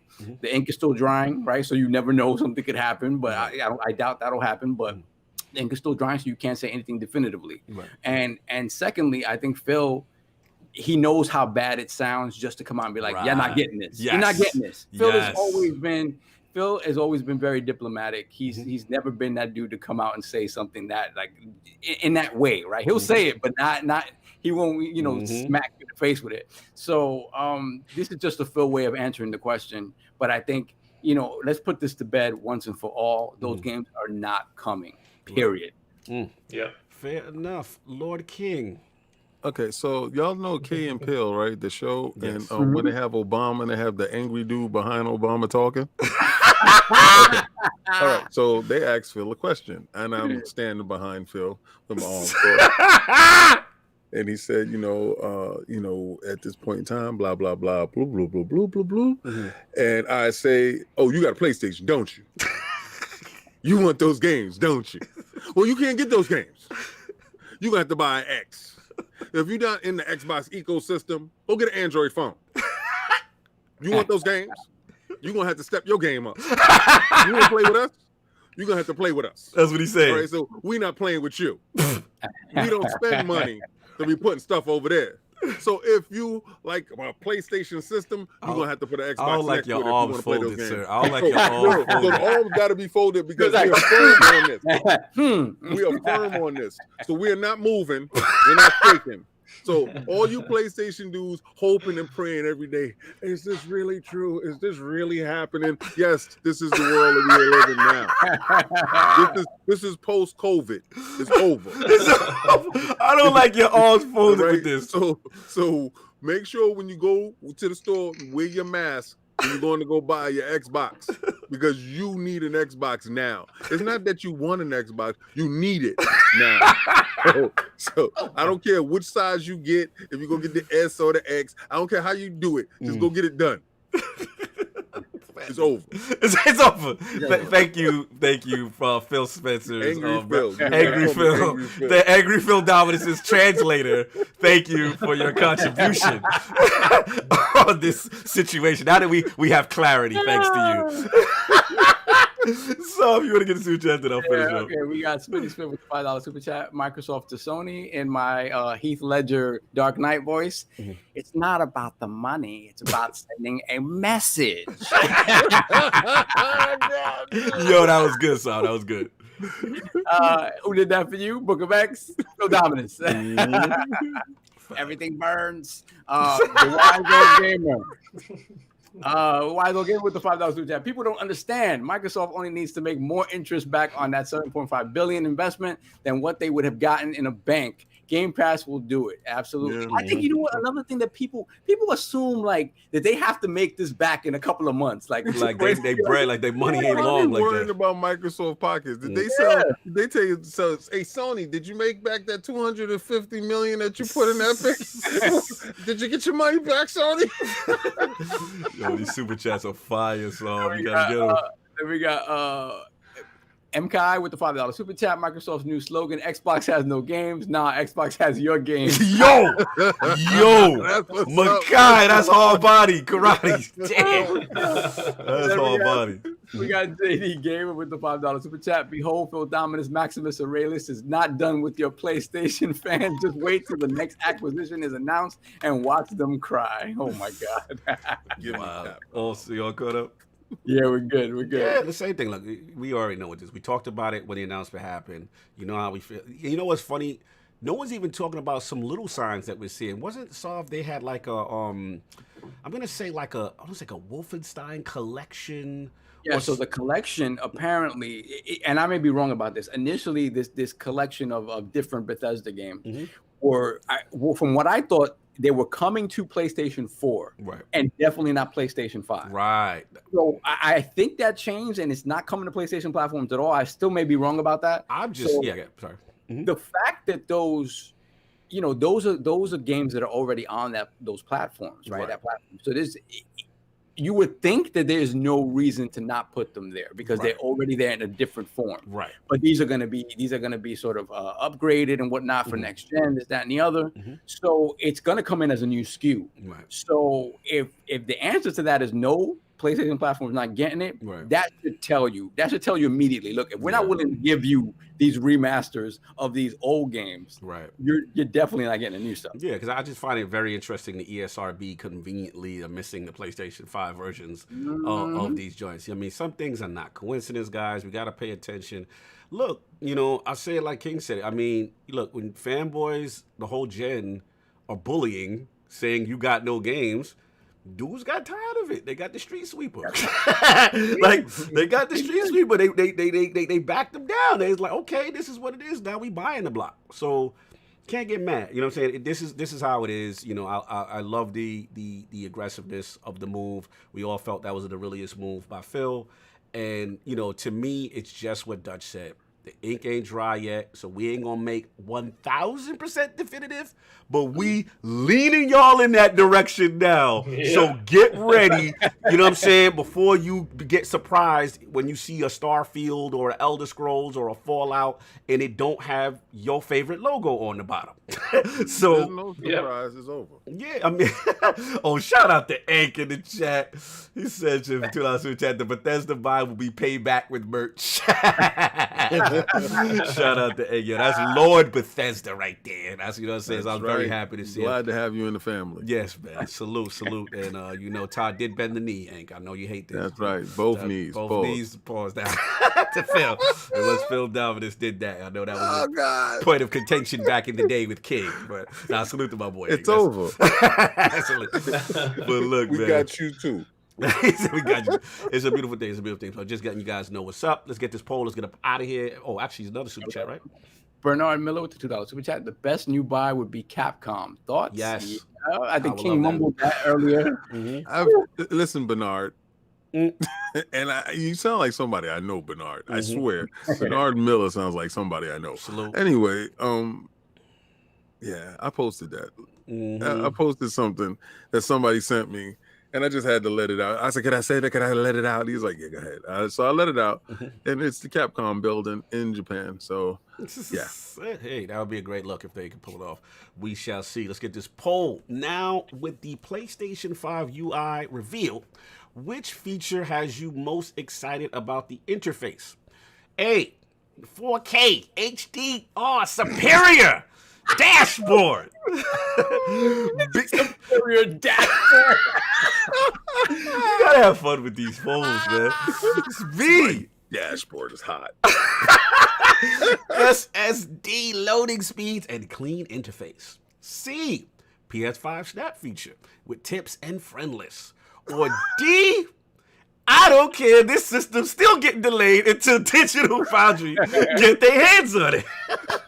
Yo, let's stand up, guys. Let's get it again. I gotta see if King's Legions jinx this again. Shout out to all the people. Those are the questions. These are answers. These will go up later on today. Shout out to Lord Wondering Dutch of the Midweek Mix-Up Podcast, the gaming Viking himself. Absolute pleasure in the realm. Where can people find you? What you got going on, sir? Certainly. Thank you very much for having us. Absolute honor to be on. And again, we'll have to do it again. Get you back on the show in the future. Yes. It was good fun. You can find me on Twitter, Wondering Dutch, on Twitch, Wondering Dutch, on YouTube, Wondering Dutch. Pretty much all the same. And again, on Wednesday, we have Wilmy and the gang joining us for the Midweek Mix-Up. You got the wild boys from Game of Box? Yes, I did. That's going to be fun. That's going to be a funny show. So who you got? You got Wilmy and Fork? Who you got? Wilmy, Husk, Fork, Italian. Oh, you got the squad. Oh, it's about to go down. Make sure you get next time get what's his face so he can bring his TCL. You can bring Bomber? Yeah, bring Bomber ain't there? Bomber's not there. Oh, what's his face? Bring Bomber with the TCL. With his TCL. Listen, shout out to Bomber. Everybody's shaming. We gotta start the shaming. We gotta start the fun. Now, shout out to Bomber. Good dude. We always joke on that. He actually think about getting his OLED, but yeah, salute, brother. It has been absolutely a pleasure to have you, man. You're killing it right there. Love your story. Love the background. And like I said, just supporting good dudes in the community, positive energy. Love your crew, man. Salute your crew, everybody in the team. Good podcast. Check them out, man. Wondering Dutch. Give out the information. They can find them. Certainly, yeah, certainly. So again, Wednesdays is with our regular panel. So it's myself as a host, Wondering Dutch. Then you have Forza Irwin, Patcher, 070, Sean Ballon, Roya, and Archimedes Boxenberger as the main panel. I like that name, Sean Ballon. Sean Ballon. That name sounds Dawn Alon, Sean Ballon. His French students used to pronounce his last name. Salute. So, but yeah, and even channel partner Sean Labrie, of course. For Oh yeah, yo, salute to Sean. Yo, shout out to y'all beat. Yo, I like y'all intro beat. That beat y'all got. Woo, gets it started, get it pumped. That's what's up. Sweet. No doubt. So yeah, every Wednesdays 8 p.m. GMT or 3 p.m. EST. Nice. So that's what you can catch. Nice. Salute, man. Again, support the Dutch out here doing it big. It was fun to do this. Lord Addict did hit me up. So unfortunately, he wasn't in the bushes completely. They lost power in his area. Phone, everything's down. So he's upset. So shout out to Addict. He will hopefully be in here next week. Yeah, no minutes. Shut up. He's like, he was on that Wi-Fi life. He's like, yo, my phone ain't working. What happened? Why are we in the dark? Shout out to Addict, man. Yo, salute to my bro. He will be back hopefully next week. He'll get some power. But Lord Solve, what's going on, sir? Where can the people find you? No doubt. First off, shout out to Dutch, man. I love guys that come in here with old PC experience, just because I remember those horror days. Like when you crack open the PC, it's nothing like it is now. Like now it's literally like putting together Legos. Like it's like a modular thing. You just go back then. Mm-hmm. It was a horror show when you open up a PC and you're like, all right, where's the graphics card? Where's the sound card? Mm-hmm. GeForce. Oh my goodness.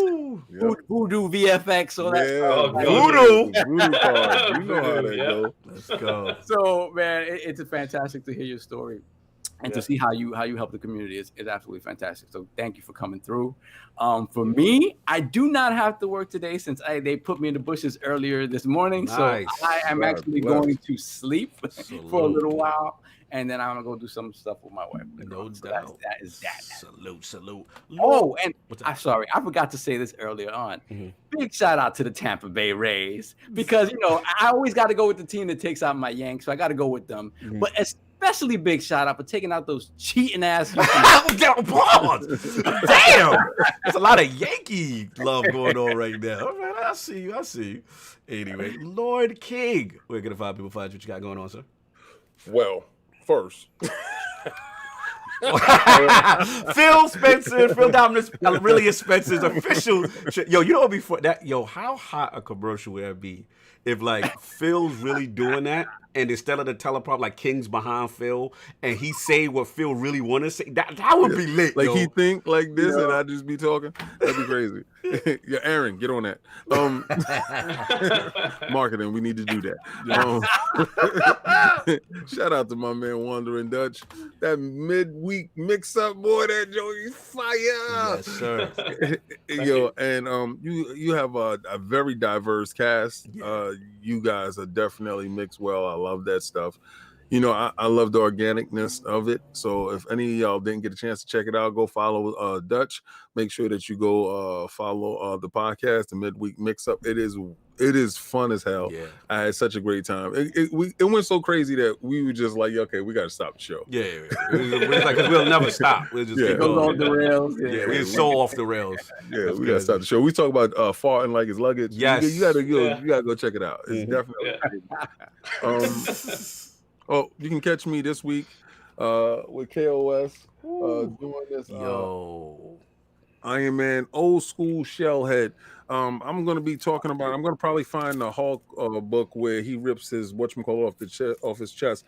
I'm an old school Iron Man head. I don't really like the new school Iron Man suits that much. They crap to me.